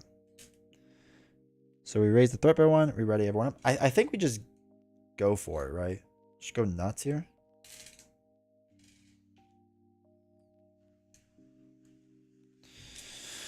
Increase that. This increases by 1. This increases by 1. This increases by 1. All right, we draw a card. It is Unexpected Courage. Okay. That's actually not a terrible card. We can play that. Put that into play. All right, let us use Gildor to look at top 3 cards. 1, 2, 3. Gandalf. Okay. I'll switch with this one. It doesn't matter. Switch with Test of Will. And put Gandalf on top. Because then we'll Vilya in Gandalf. Yay. Draw 3 cards. Deal 4 damage to 1 enemy. Or lower your threat by 5. Let us deal 4 damage to an enemy. We could do it to the light cruiser. Hey, Magic, how's it going? You have the ring out now? I have no ring. There's no ring out. Okay, so then we get to do this. We get to do 2 more onto there, because why not? We have a lot of stuff now. Okay. So, we need to boat for a lot. So we need a boat. So we're going to do 2, 3, 4, 5. 1, 2, 3, 4, 5. We need to sail pretty well. Okay, we have enough, which is good. We have like 3. So we're back on calm, nice waters. And then we just quest for a ton, right? Staging area. That's in the staging area. Far back is the active location. It's not. Okay, so Northern Tracker is actually going to knock out this one, which is nice. So that's going to be 1, 4, 5, 6, 7, 8, 9, 10, 11, 12, 13, 14, 15, 16, 17, 18, 19, 20, 21, 22, 23, 24. Now, Northern Tracker puts 1 on here, knocks this out. We get to look at the top card, which is a scouting ship, which is fine, right? I don't think that really matters. So yeah, we're going to put that into play. So that is 24 against 5, which brings us down to 19. This is going to be 19, 18, 17, 16 progress put onto Corsair Pursuit. If this stage has 10 or more progress on it, which it does, you have lost your pursuers and win the game. Oh, thank God. Thank God. All right. We did it. And the other one's just down here because it was the one that we got to put on the bottom. Right? Because when you defeat it, look at top 2 stages, advance one of your choice, and place the other on the bottom of the quest deck. So it just ended up on the bottom because we got to search it. So that was nice. That was nice. That felt much better. Holy cow. What else do we have? We're running out of allies. Oh, we still have a bird we could have played. Ambor. Villia. 2 Villias near the bottom. Thank you. Treebeard. Treebeard? Oh, no, we did get Treebeard in. We didn't get our other healers in. The other Steward of Gondor. We didn't need. Holy cow. Okay. That felt nice. That felt nice. Oh, we need to read the story. I'd like to see something from the saga. No, we're going to be going through this entire campaign, so it won't be saga stuff, not for a while at least. Well, I missed it. Hey, Summers Nerd, how you doing? Yeah, we got through the first stage. Okay, so preparing your fleet. Okay. I don't see any more of them, one of the heroes shouted, looking over the great sea of any sign of black sails. The corsairs had pursued them across many leagues of ocean. To see the horizon with no signs of the enemy was a great relief to the heroes and to the crew. I don't understand, Calphon said quietly. Gondor is a hated enemy of the corsairs of Umbar. 'Tis true, but why would these corsairs pursue us for so long and so far? I'm more concerned with the fact that they were so far north to begin with, the hero chimed in. We were only several days out from the havens when we first spotted them. It can't be a coincidence, she concluded. They must have followed your ships from Dol Amroth. Salfon's eyes widened, and he was stricken with concern. What? But I hadn't seen any signs of them in my voyage north. He gripped the ropes of the ship tightly, his knuckles turning white. It pains me greatly to think that my actions may have put elves of the havens in danger. I hope that Sir Dan can forgive me. The hero comforted Salfon with a smile. Calphon, don't worry. All this confirms is that your journey is not in vain. The corsairs must have pursued us this far for a reason. Our aim should be to discover that reason. Let us find the islands of your dream and see for ourselves what secrets it holds. Now we can do the fate of Numenor. So let's clean this up first. Okay. Now we'll have to see how the fate of Numenor goes. No, I think, again, once we got Villia out, got built out a little bit, we were doing pretty well. I feel like we were doing okay.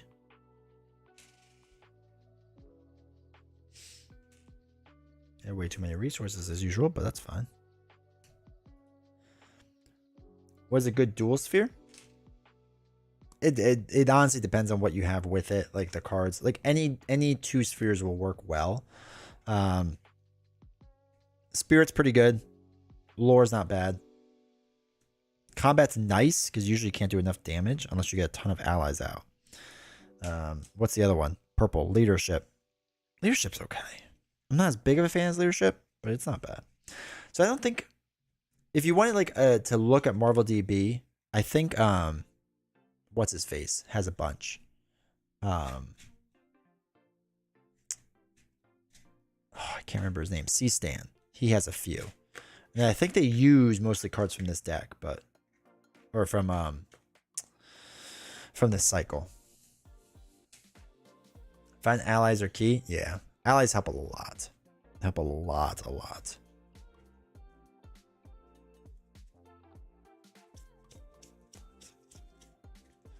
All right, so let's put these all aside, and then we can attempt the next one too and see how that goes.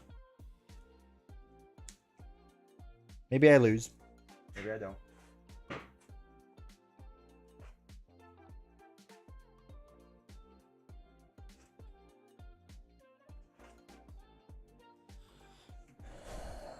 It's been my big one, and I can't hardly use rings until I get everything because there's a way to do it. It's kind of weird from what I remember. It was a pain, but there is a way to like sort what you have, or to tell it what you have, I should say. I have to relook at how to do that because I don't really remember.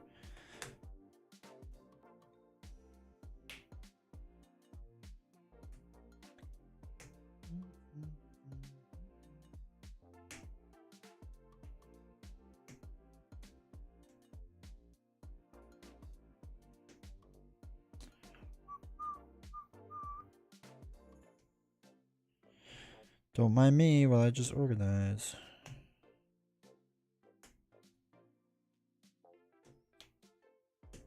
Okay, cool. After I lose the games after always the greatest games? Yeah. Got mobile. Oh. Okay. Yeah. If you only have mobile, then yeah, that might be tough. That's interesting. That just doesn't work very well in that way. Alright, so we have to get the mountains. We have to get... Alright, all of these go away. Get this one. Like a castle one. Alright, we get those. And then... These all go back.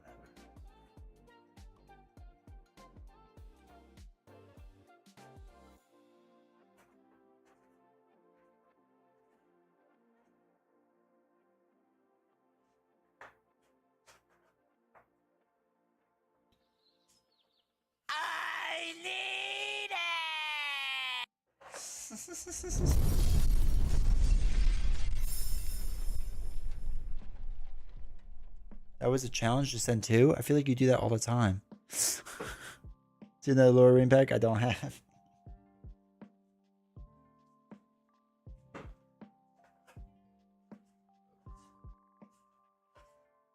my gosh.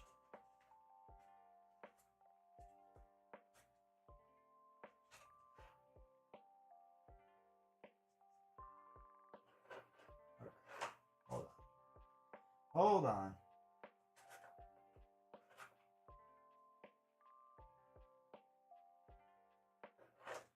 All right, we have that. 1, 2, 3, 4, 5, 6.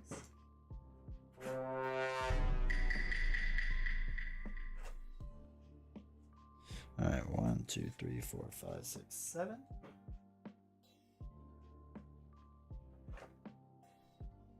And 1, 2, 3, 4, 5, 6, 7.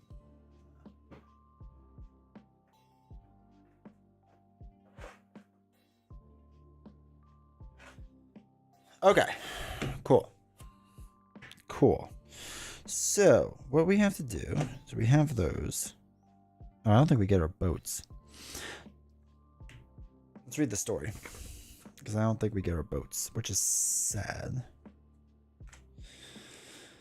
Okay, so the fate of Numenor. The sky was bathed in a beautiful sunrise, the bright orange sun rising over the peak of the mountain, just as Calfor had described. Land ho! A sailor shouted, and the fleet buzzed with activity. The island was large, dominated in the center of the peak of what must have been once a tall mountain. Deep in the island, the island's dense jungle were broken towers and ancient ruins. So it does exist. They do exist. Calfon whispered as he reached the bow of the ship, looking at the island with great relief. I'm glad it did not lead us to the middle of the Balaguer for naught. The heroes shared Calfon's relief, but has always been suspected the island was real, as the wise Serdan would otherwise not have sent them on such a dangerous voyage. The ships were anchored off the western coast of the island, and the crews lowered small canoes onto the surface of the ocean. The company prepared to disembark and make their way to the shore, arming themselves in case the island proved dangerous, which it probably will, and making sure they took enough rations for several days. Probably won't be enough. You should stay here, one of the heroes told Calphon as they prepared to leave. No, he should definitely come and help us. You've done your part in helping us find the island. Now it's time for us to do ours. Calphon shook his head and refused. No, I must go with you. I may not be able to lead us once we are on the island, but I've spent the better part of a year envisioning this day. I need to set foot upon that shore and see the ruins of Numenor myself. The heroes looked amongst themselves with worry, but none could bring themselves to refuse his request. We know not what secrets or dangers the islands may hold, one of them said, but if this be your will, we shall honor it and protect you. Calphon nodded without deliberation. The company boarded the smaller vessels and set forth, rowing in the direction of the uncharted shore. Cool. So, uncharted is a new keyword that appears on some locations in Grey Haven's expansion. Uncharted locations represent unknown areas of Middle-earth, untouched and unexplored during the age of the world. As such, the players do not know what to expect when traveling to them. These locations are double-sided. One side is Lost Island and has the Uncharted keyword. Uncharted locations are always added to the staging area with the Lost Island side faced up.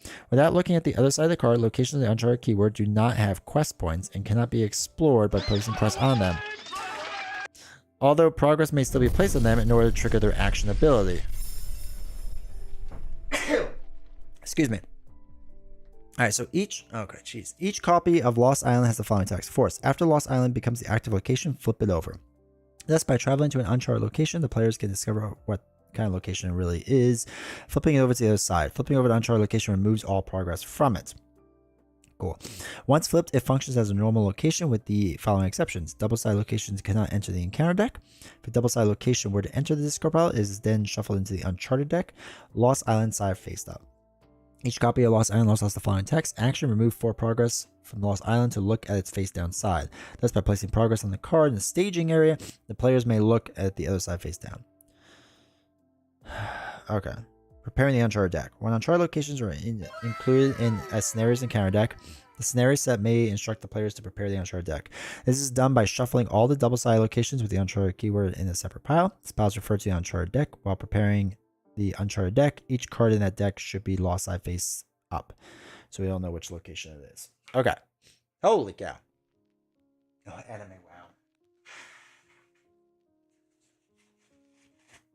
wow. Okay.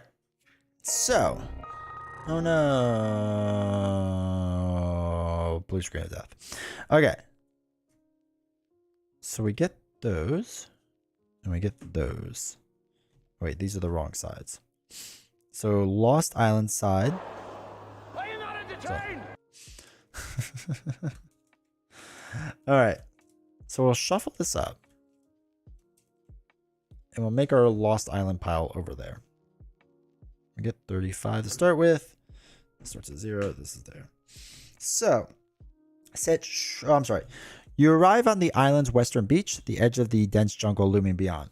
With no map to guide you and no idea what to expect, you venture forward deeper into the island. Set Shrine of Morgoth aside. Oh, there's Calphon. Shrine of Morgoth. Where is... Why do I not see that?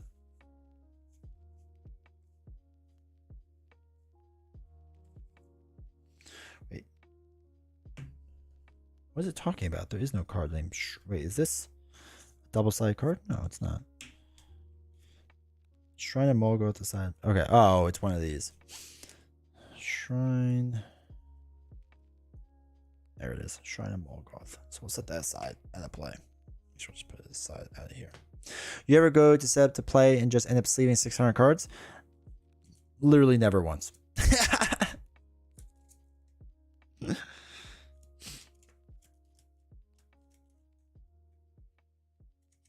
God, sleeving that much just sounds terrible. Ugh. Okay, prepare the Uncharted deck. Add 2 copies of Lost Island from the top of the Uncharted deck until the staging area. So 2 goes there. Okay. 3 copies. The first player takes control of Calphon. Cool. Let me flip this over. Alright, progress cannot be placed on the Explorer cannot be placed on explored islands except by quest effects. After a location is explored, add progress to explore the island equal to the location's printed quest points. Okay. When an uncharted location becomes an active location, add 1 copy of Lost Island from the top of the uncharted deck to the staging area. Interesting. Alright, so I have to re-look at how to do this. So can I have player attachments? After Lost Island becomes the active location, flip it over. So can we just travel to it?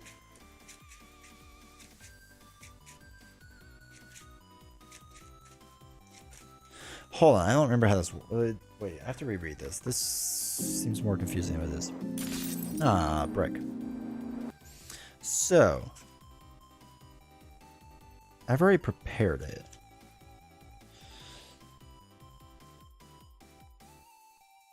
It didn't have quest points and cannot be explored by placing progress on them.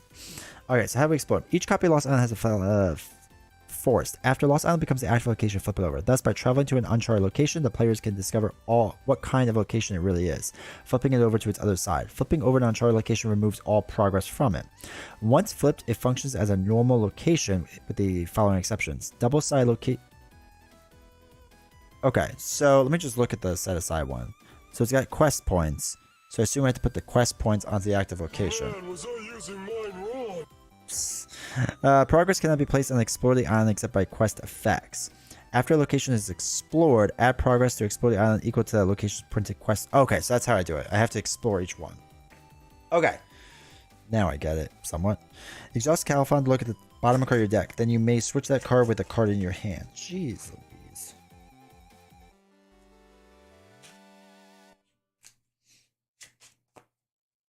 Alright, no sailing tests. And we're just questing for a ton. Baragon is going to be useless in this, and that's okay. Apparently I can't shuffle tonight. Are you winning, son? Is he going to answer? Oh, no. Yes? Alright, I'm going to pause Tangia now. By now, I mean... now?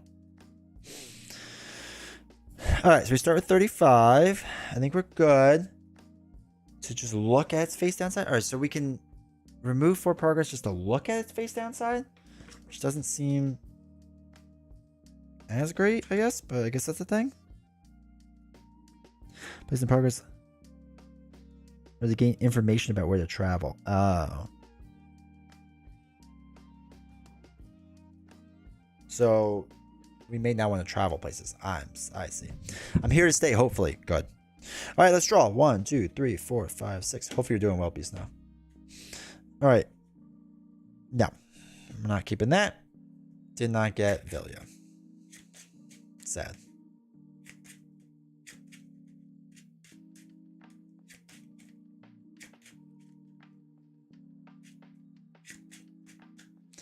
Let's explore this jungle. So, 1, 2, 3, 4, 5, 6. Seems terrible. Now, what's interesting is we could do Elrond's council twice, which might help.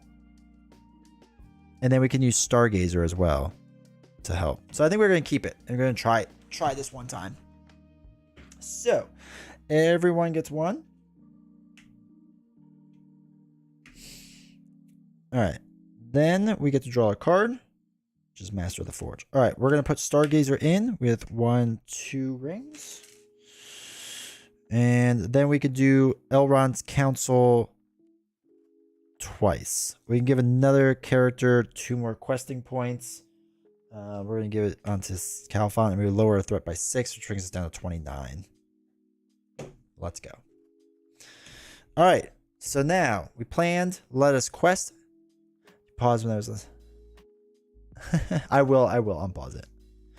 Well, hopefully they'll work. We'll see. We shall see. I assume they will. Alright, so we're going to quest for 3, 4, 5, 6, 7, 8. It's 4, 5, 6, 7. So it's 8 against 7, so it'd be 1 progress, but no progress goes on, so that's fine. Engages you. Okay, that's not what we're going to do. Oh, shoot. I forgot to do this. So I'm going to redo this really quick. 1, 2, 3, 4, 5. Look at top 5 cards. Villia. Okay, I put Villia in the top. There we go. Actually, hold on. Wait. 1, 2, 3, 4, 5. So we're going to draw Villia, and then we can put her into play. Okay, there we go. Sorry, forgot to do that. So now we get to quest, right? So we're going to make this the active location. Forced. After Drowned Graze is flipped over while active, discard the top X cards of the encounter deck. Each player adds an undead enemy to this. Wait. It's flipped over. Discard the top X cards. X is 2 more than the number of players. Each player adds an undead enemy discarded by this effect to the staging area. So all right. So discard the top X cards. X is 2 more than the number of players, which means there's 3. So 1, 2, 3. So we put this undead person in the staging area. It's at 32, so we don't have to worry about it yet. When attacks, it destroys an ally. The ally. Okay, so we will engage that soon. We'll bring this up to 30, and then ready everyone up. Let me lose this. All right, everyone gets a resource. We get to draw a card. Okay, it's Villia. Hey, who would have figured? We'll use 2 resources to play Villia, and then we'll exhaust to put in a Furial. Sweet. Okay, so we can quest. We gotta quest 5, 6, 7. So we gotta quest a decent amount.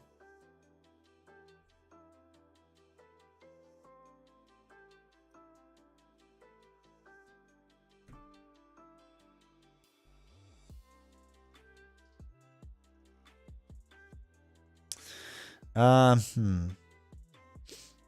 do want to engage this enemy to break out Arkham Horror tonight as well in the middle of the campaign. I ain't touched in 2 days. I haven't played Arkham Horror in so long. It's so bad. All right, so let's quest 3, 4, 5, 6. We're gonna do 6 against 3, 4, 5, 6, 7. And we get to look at the top card. The players as a group must remove characters with a total from the quest. Uncharted locations. First player may give Anna Doom 2 to look at the face down card. Okay. So aimless wandering. Let's do that. We'll remove 1 off of here. So the players as a group must remove a character with a total of at least X from a quest. X is the number of uncharted locations in the staging area. There's only 1. Oh wait, shoot. And it's supposed to be 2. Uncharted location becomes an active location. Add 1 copy of Lost Island from the top of the uncharted deck into the staging area. Shoot. I messed up on that. So that's actually a lot more. So that's 6, 2, 4, 5, 6. That's going to increase this by 3. So it's going to go up to 33 before I forget. So we have to remove 2 questing points. So the players group must remove characters with a total of at least 2. So we'll remove Aragorn. Which brings us down by 2 more, which means this goes up to 35. Ugh. Okay. That was a little confusing, but I think we got there. So now we have to engage everyone, which stinks. When Servant of the Deceiver engages you, look at the top 2 cards of your deck. If the printing cost is 2 or less, place it at the bottom of your deck. It's 2 or less. Yeah, there is 2. So they get +2 attack, which is terrible. When Drona attacks and destroys an ally. Okay, we're not going to do that. So.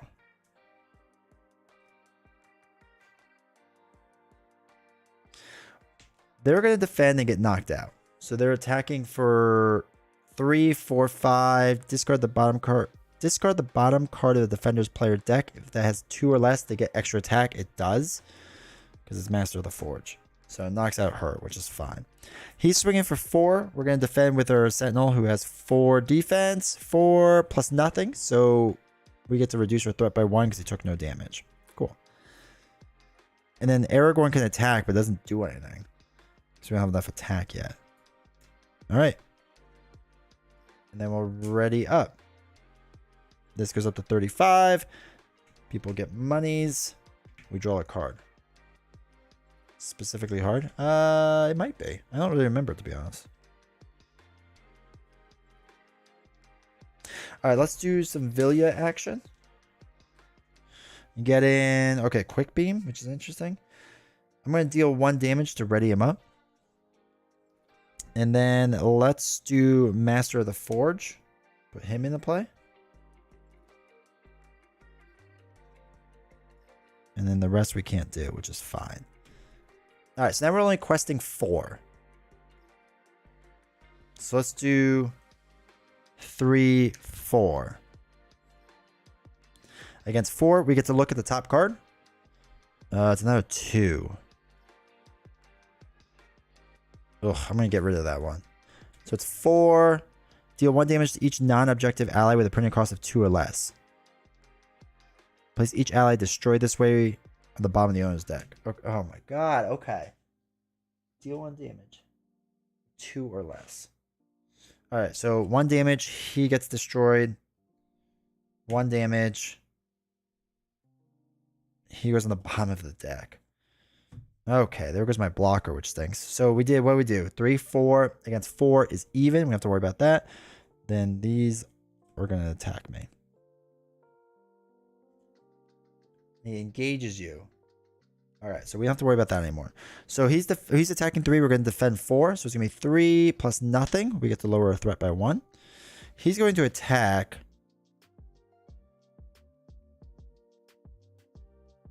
Undefended damage has to go all to 1 person, right?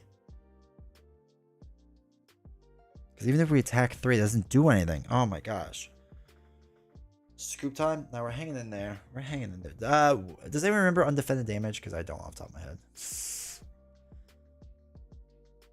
I just need a good ally to put in. Cure ST. Why is...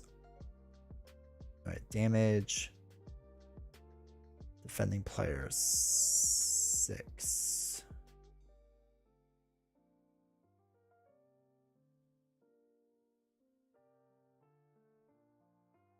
Oh, this is way off.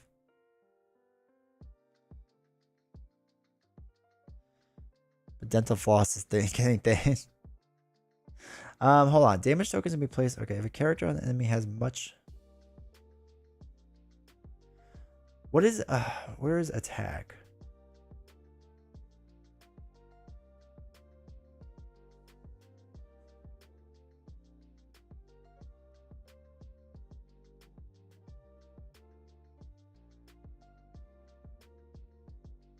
Oh my gosh, why can't I find this? Undefended damage.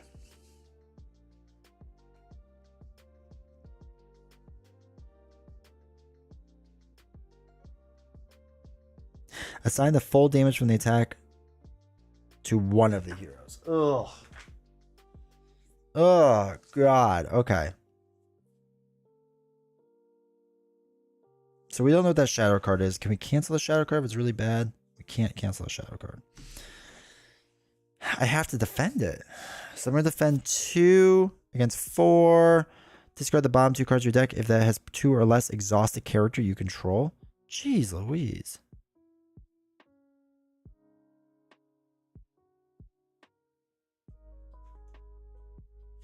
I think it has the, yeah, it's 2. So we have to exhaust him. Takes 2 damage. Holy cow. All right, this goes back up to 35. Are you ready? Everyone up. This is going terrible. Like, absolutely awful. But we do have some money now, which I guess is useful. Draw a card. Like a hasty stroke. Cancel a shadow effect. That might be useful. We need some big Villia stuff. Come on. All right, Bayorn is nice. Okay, that's useful at least. Bayorn could take somebody out.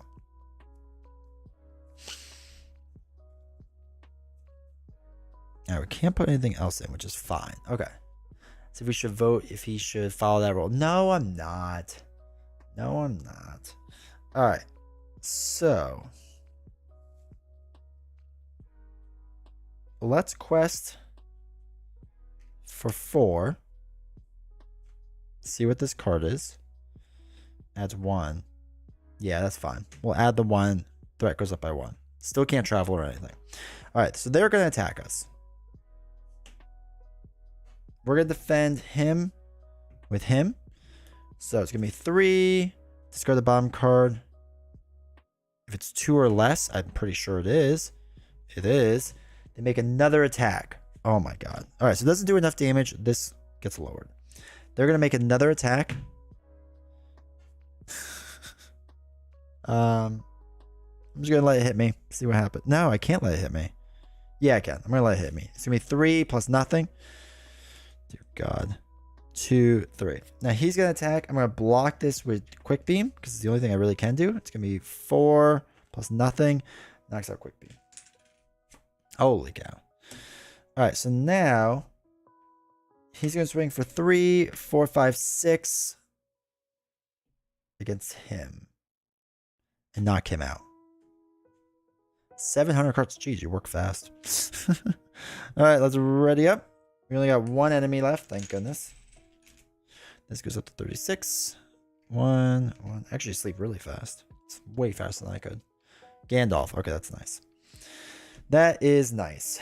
So we'll do Vilya and put in another Vilya, which we can't do, which is great. Super excited for that. All right, we'll play Gandalf. It's going to deal 4 damage. We are going to do that. So it's going to be 2, 3, 4, 5. He's going to deal 4 damage. Knock him out. So I don't have to worry about him. Perfect. Now we can actually do something. So let us quest for 4, 5, 6, 7, 8, 9, 10. We get to look at the top card, which is an enemy. We're going to get rid of it because it has Surge. All right, so we have 10, and it's another location. So 1, 2, 3, 4, 5, 6. We get to move 6. So this goes away. And we put 2 on here. Active location, add 1 copy. All right. Add the progress. All right, so 2 goes onto here. Cool. We have game check slaves. Jeez. Let's explore this location. Wait. Should we explore? What does the other one say? After side step is explore. Look at the. Actually, no. We're gonna explore that one next. We'll put steep plateau in first. Okay. We're ready up. We get rid of that. This goes up to 37. We ready everyone up. Okay, cool. Now everyone gets resources. Resource. Draw a card. It's another Gandalf, which is interesting. We'll do the old Vilya. Put in Arwen. 2, 3, 4, 5. I think.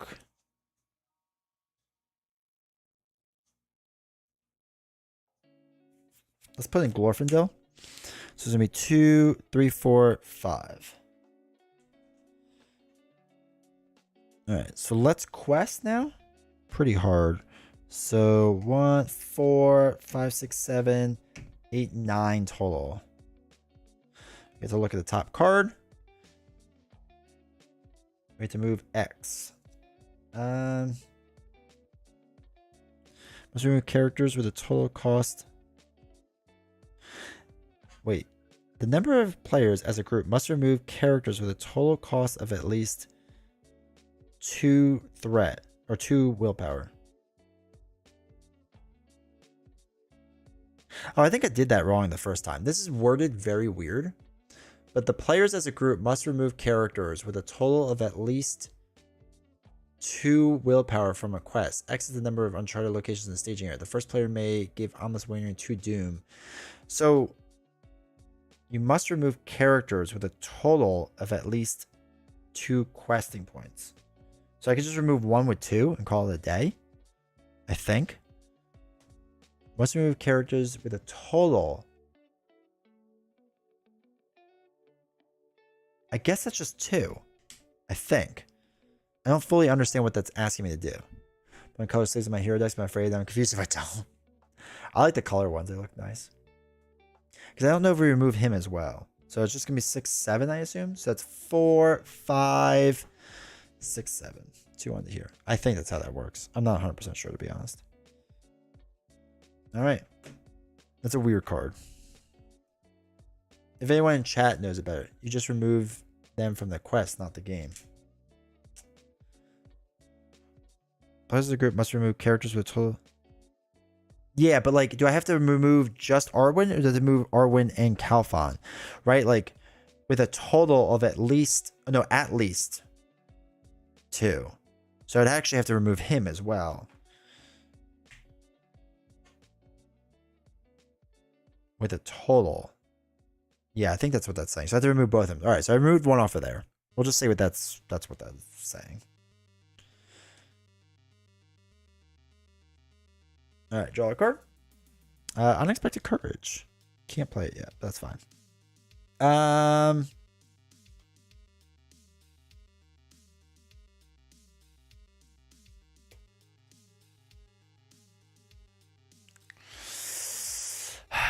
Okay, let us do Villia again. All right, Northern Tracker. Actually, that's really nice. Is Angmar rough? Yeah, it's really hard. It's really hard. It's fun, but it's really hard. All right, Northern Tracker's in. Okay, cool. I'm not going to do Gandalf yet. Unexpected Courage we can't do anything with. So we'll hang out. Because I think we used 2 Gandalfs already. Oh, no, only 1. Okay. All right, let's quest. 4, 2, 3, 4, 5, 6, 7, 8, 9, 10, 11, 12.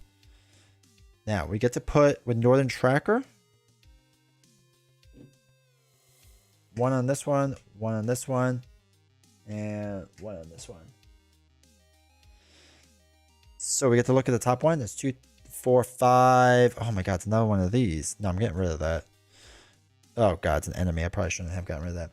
So it's 2, 4, 6, 7 against my 12, which means I put on enough to check this out. So after a location is explored, add progress. Okay, so it's 3 more progress. So this is up to 5.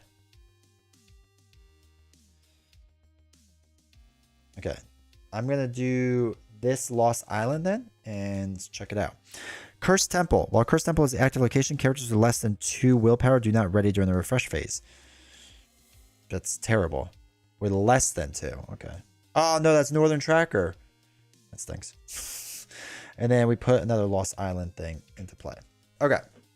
He's going to come in and attack us. So when he attacks and destroys an ally. Okay, we're not going to do that with an ally.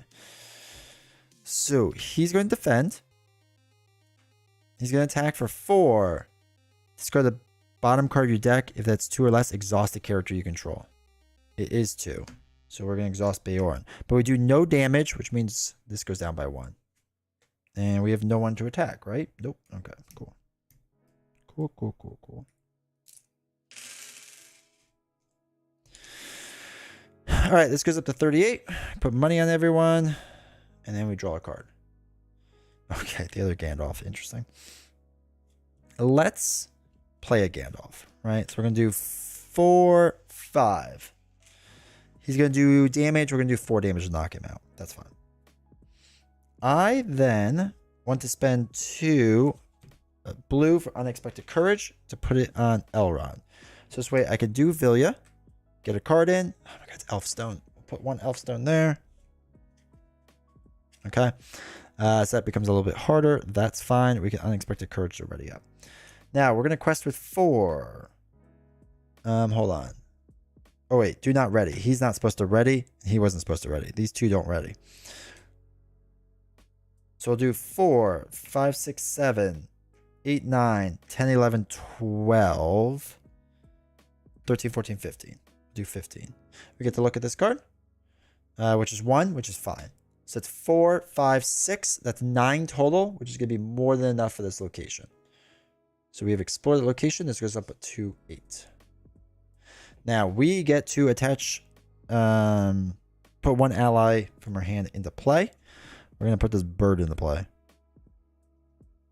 So the bird's in play now. All right, we get to travel. We're going to go to Steep Plateau. I think we forgot to do the thing on Steep Plateau last time. That's right. So this goes up to 39. And then we'll ready everyone up. We have to get rid of Gandalf. All right, cool. 1 ring. And then we draw a card. Have you checked out the acrylic tokens yet? Not yet. But I'm probably going to soon. Play easy like a punk. Now I'm on Angmar Awakens. Just finished the revised socket and had all of them. And the revised core as well. Nice. All right. Oh, we're healing. Okay, cool. All right, let's spend 2 to get our healer into play. And then we can use our heal to heal one here, and then we'll heal after a character's healed by another card effect, heal one on it. So we'll heal one more on that. We'll do Vilya. Oops. To put in Gildor. Let's go. We'll ready him up. Okay, cool. That we can switch out cards, which we want to do with Steward of Gondor. So we're going to look at top 3 cards. 1, 2, 3.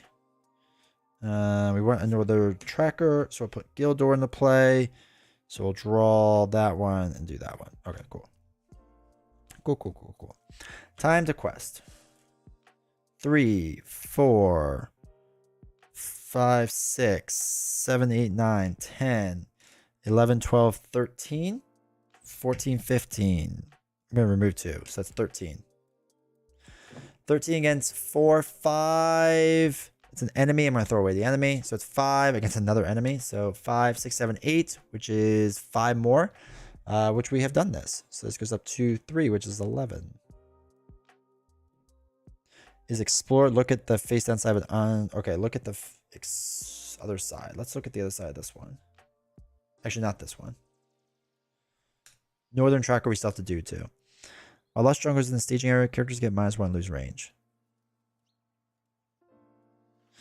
So it's flipped over while active. Oh, less jungle is rough. We're going to leave that there for a little while. All right, so all the locations get 1 on it. He's going to come attack us. When servant engages you, look at the top card of your deck. If it's 2 or less, it's not. If it is 2 or less, place on the bottom. It's not 2 or less, so we don't place on the bottom. All right, so he comes in. Here's this. Now we get to defend him. And then attack him for a lot, too.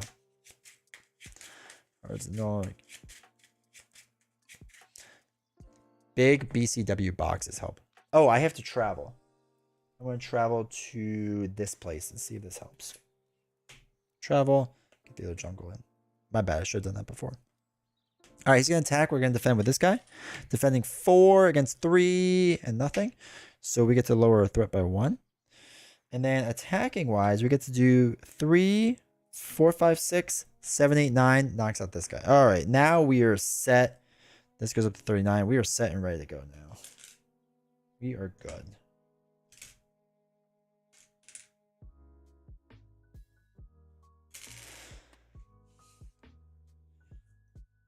He doesn't get a shadow? Why?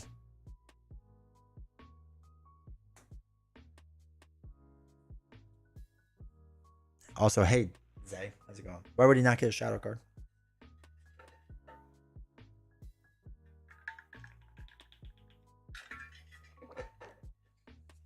Bird plus bear. Bird plus bear is a good card. You didn't have to shuffle right away. Oh. Good call. Because that was the end, right? All right. Let me shuffle this again then. Because I saw the card.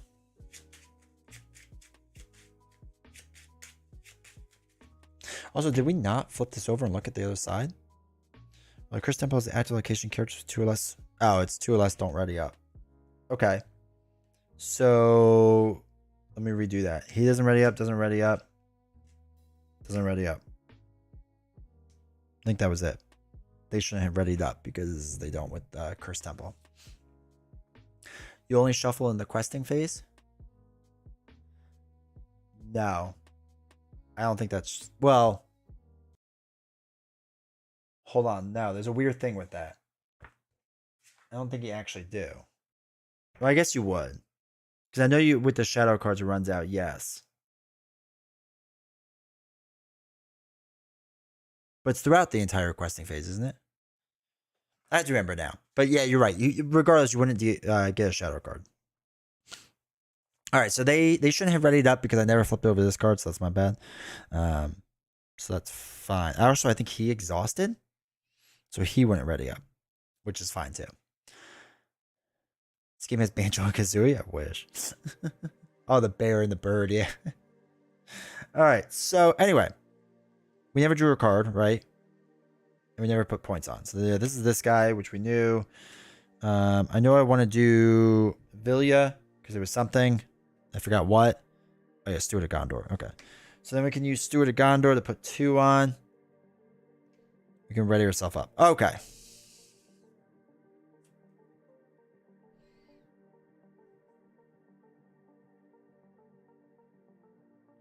I'm gonna put this guy in. He costs 4, so we'll do 2, 3, 4. And I don't think I have enough sleeves. Is that how it always works out? Alright, so requesting against 5, right? So we'll quest 3, 4, 5, 6, 7, 8, 9, 10, 11, 12, 13, 14. 14. Get to look at top card. I don't want it to be him, so I'm going to throw him away. So we'll see what the next one is. It's a 1 location. So 2, 4, 6. So that's 8 total. So we have explored this, which brings us up to 14. Yay. And we get to travel somewhere, which is going to be here. Okay, cool. All right, 1 threat. We're going to have to lower that soon. Not yet, but soon. And then probably play Gandalf to get it way down again. Okay, cool. 1, 1, 1. Draw a card. Elfstone. Yeah, maybe. Maybe. All right, we'll do this to get 2 more resources on there. We'll do this for some Villia. Jub. Ready him up. We'll get another Northern Tracker in, so that's 2 and 4. So we can have more than 1, which is crazy. All right. And we won't do anything else yet, I don't think. So let's quest. For 3, you're playing wrong. Just attack every turn. You're questing too much. 3, 4, 5, 6, 7, 8, 9, 10, 11, 12, 13, 14, 15, 16, 17, 18, 19. 19 plus. We get to look at the top card. Doom 2. No, I'm not doing that. We get to put 1 on there, 1 on there, and 1 more on here, which completes this. So wait. This is only when the active location, right, is. After a location is explored, add progress to the explored island equal to that printed cost. So we have now explored that, right? So we get to put 3 on here, up to 17. So this is like sticking weird. What does Doom do? It like just adds threat. It's like Insight. And then we get to put another 1 on because of the other Northern Tracker. So I'm pretty sure that since it's just it doesn't say an active location, it just says a location is explored. So I think we're good there. I think we just put 3 on. All right. Oh, anyway, speaking of which, we flipped over a card, right? Did we not flip over a card? No, we threw away a card. So we got a quest, which is 1. So that's 5 against there, which is a lot. So we have explored that, which brings us now up to 20. Okay, cool. So we have finished that place. Markings in Aduniak suggest the existence of a guard shrine somewhere on the island. Perhaps there you will find answers. Add 2 copies of Lost Island from the top of the Uncharted deck into the staging area. 1, 2. Okay, there's a lot there now. It's a lot we're dealing with there. At Shrine of the Morgoth, which is the one we put aside, right? Into the staging area. Oh god, there's so much. Lost Island face up. Never mind. That goes like that. Remove all progress from each uncharted location in the staging area. And shuffle them so the players do not know which one is which. Oh, of course. Alright, you search your deck for the shrine, unsure of its exact location. After the location is explored, it would be shuffled into the uncharted deck, added to the victory display instead.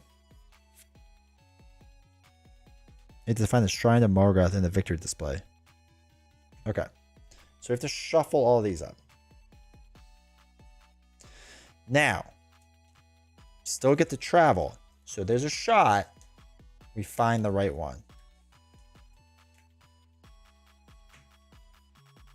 Okay. That's a lot. So we're just going to travel to this first one because maybe this is the shrine. It is not. It's Flood Rune. When Flood Runes is the active location, it contributes its strength or its threat to the staging area. Cool. Okay, so this is now useless. This goes up to 41. We're going to use Aragorn's thing to put us back down to 35. Right down to 35. And then we'll ready up. Gosh, you need to freaking quest hard in this one. Alright, so that went down to 35. Everyone adds one for the next stage, and then we draw a card, which is Furial. We already have one, or already have one of her. Alright, so we'll use 2 onto there. And now we'll play Gandalf. We're going to play him. He's going to do 2, 4, 5. And we're going to lower our threat by 5. Because this might take a while. Okay. I'm probably not... No, we might as well use Vilya. Might as well. See what we get. Okay. He comes in exhausted. That's fine. Then we can ready him up. Okay. Holy cow. All right. So active location. This adds its threat. So it's a lot of threat going on right now. So we're going to do 3, 4, 5, 6, 7, 8, 9, 10, 11, 12, 13, 14, 15, 16, 17, 18, 19, 20, 24. We now get to look at the top card as well, which is remove questing people. I'm not going to do that. Northern Tracker gets to put 2 onto every single location in the staging area. I don't think this... Oh, no, I guess it does kind of matter. I found 300 more sleeves. Doom 2. So that adds my threat by 2.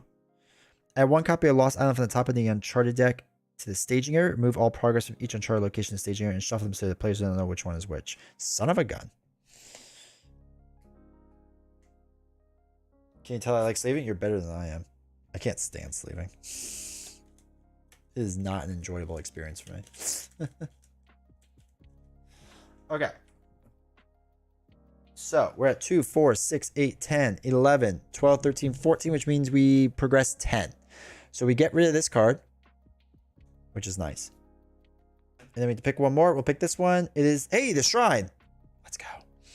While it's the active location, players cannot draw cards or search their decks. Oh, that stinks. After Shrine is flipped over while active, exhaust each ally in play with printed cost 2 or less. Then each player must search the encounter deck and discard pile for an undead enemy and put it into play and engage with them. Oh my gosh. And play with printed 2 costs or less. Alright, 2 costs. 2 costs or less. There is none. Okay. Then each player must search the encounter deck and discard pile for an undead enemy and put it into play and engage with them. Shuffle the encounter deck. So, let's look for an undead enemy. We'll put this one in. He's swinging 4, which is fine.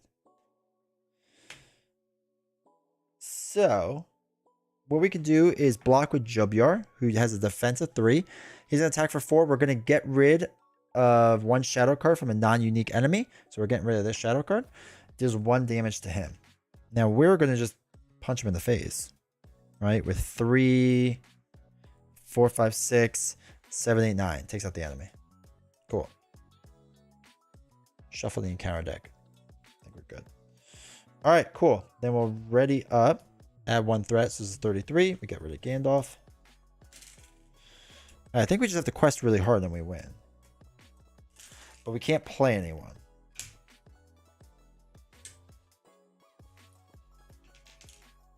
So, I don't think we need to, right? 1, 1, 1. We don't draw a card. I'll save your cards for $10 per everyone. No, good. You cannot draw cards or search their decks. It's fine. Let's just put this guy in. Why not? 2, 3, 4. Comes in exhausted. Okay. All right. So now we just have to quest for 8, not a lot more than 9. That's fine. So let's do 2, 3. Let's do 2, 3, 4, 5, 6, 7, 8, 9, 10, 11, 12, 13, 14, 15, 16, 17, 18, 19, 20, 21, 22, 23. Now in doing so, we get to put 2 onto each one. It's a Northern Tracker. And we also explore this location, so that is gone. We get to look at the top card, which is an enemy, which has 3. So 2, 4, 6, 8, 9, 10, 11. That leaves us 12. That's going to have us win the game. So we put them in. That's 3, 4, 5, 6, 7, 8, 9, 10, 11. 23 minus 11 is 12. So we just need 8 on here. This is gonna go. Hold on, wait. After location explored, if it be shuffled in the Uncharted deck, add to the victory display. Oh, it says victory 5 on it. So the players cannot win the stage unless Shrine of More is in the victory display. When it's added to the victory display, the players win the game. Yay! We won the game. GG. Good job, us.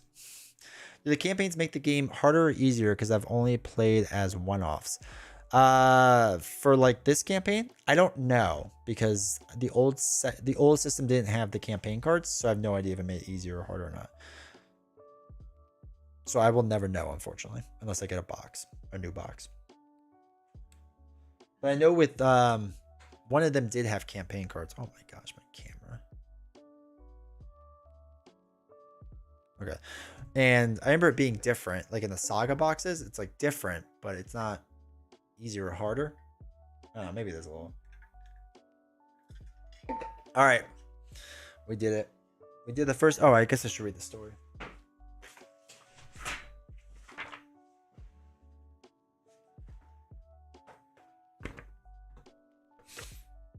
Holy cow. It does work with Tangier after the fact. Look at that. You unpause it and it works. All right. Fate of Numenor. Exploring the uncharted island was exhausting. Yeah, it was. But it was the onslaught of the faithless undead that made the company's travels truly perilous. Making their way deeper and deeper into the island, they finally come to a building of note, an imposing shrine, tucked into the side of the mountain. As soon as they crossed the threshold of the shrine, they felt the presence of something dark and evil. Tapestries and statues, faded and ruined from years of despair, depicted the evil Morgoth as a great and powerful being. We in Gondor know the tale of Numenor's glory and downfall. That in the dark days before Numenor's destruction, many faithless Numenorians worshipped Morgoth, Lord Calphon explained.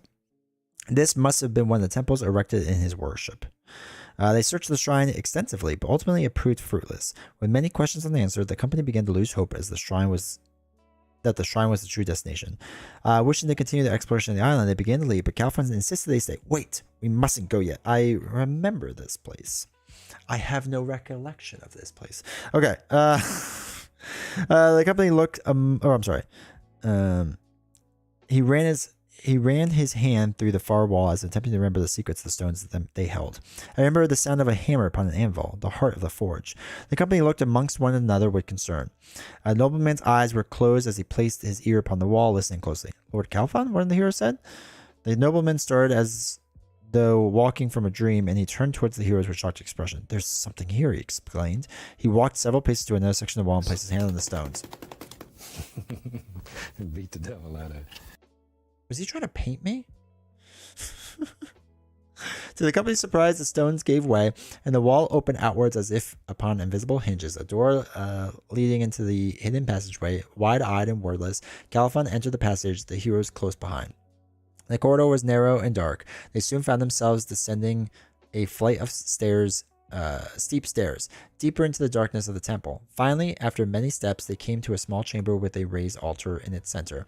2 candelabras stood on either side of the altar, ancient and unlit. On the altar lay a large key of black iron. Oh, I remember this. A key, he said. I don't understand. I sought the answer to this mystery, but all we found in these islands is another riddle. Perhaps the elves of the havens will have the answer, one of the heroes suggested. With no sign of matching lock anywhere in the island, the company made their way west to the coast. And then there would be one more quest in this box, which we'll do another time. I meant like in general. I know I found that in the Saga box and revised ones. Oh yeah, they kind of change it up. I don't know. Like some of the stuff makes it better, but then some makes it worse too. Also found the campaign allies in the MRO. Nice. All right, chat. This was good. This was exhausting, but good. I'm happy that we were actually able to win twice. That was a sweet thing that actually happened. So that's good. But yeah. So I appreciate everyone being here tonight. Appreciate for everyone hanging out. It was good. It was fun. Like I said, Sunday we'll do more Marvel Champions, and then Tuesday, get excited because we're going to do we're gonna do Ashes Reborn. Campaign cards do help with making some of the core stuff more approachable. Okay. Oh, in the core box, I vaguely remember that. No, I said we do another one if the first one went well, and the first one did go well. So then we did this one. Plus, I have to wake up in 6 hours to go travel 7 hours by car. So I need rest. I am exhausted. We won some Lord of the Rings today. I know. It was nice to actually get a W once. But yeah, so I appreciate you all hanging out. That was good. Like I said, Sunday, Marvel Champions. Tuesday, Ashes. Make sure you hang out for Ashes. It should be a lot of fun, hopefully. You don't need sleep. I don't need much, but I do need some. But Ashes will be fun. I'm really excited for it. And then we'll be playing it more regularly as well. I just don't know exactly when. So anyway, thanks everyone for hanging out. Appreciate everyone being here, and I will see you all next time. Take care, everyone. This better not awaken anything in me.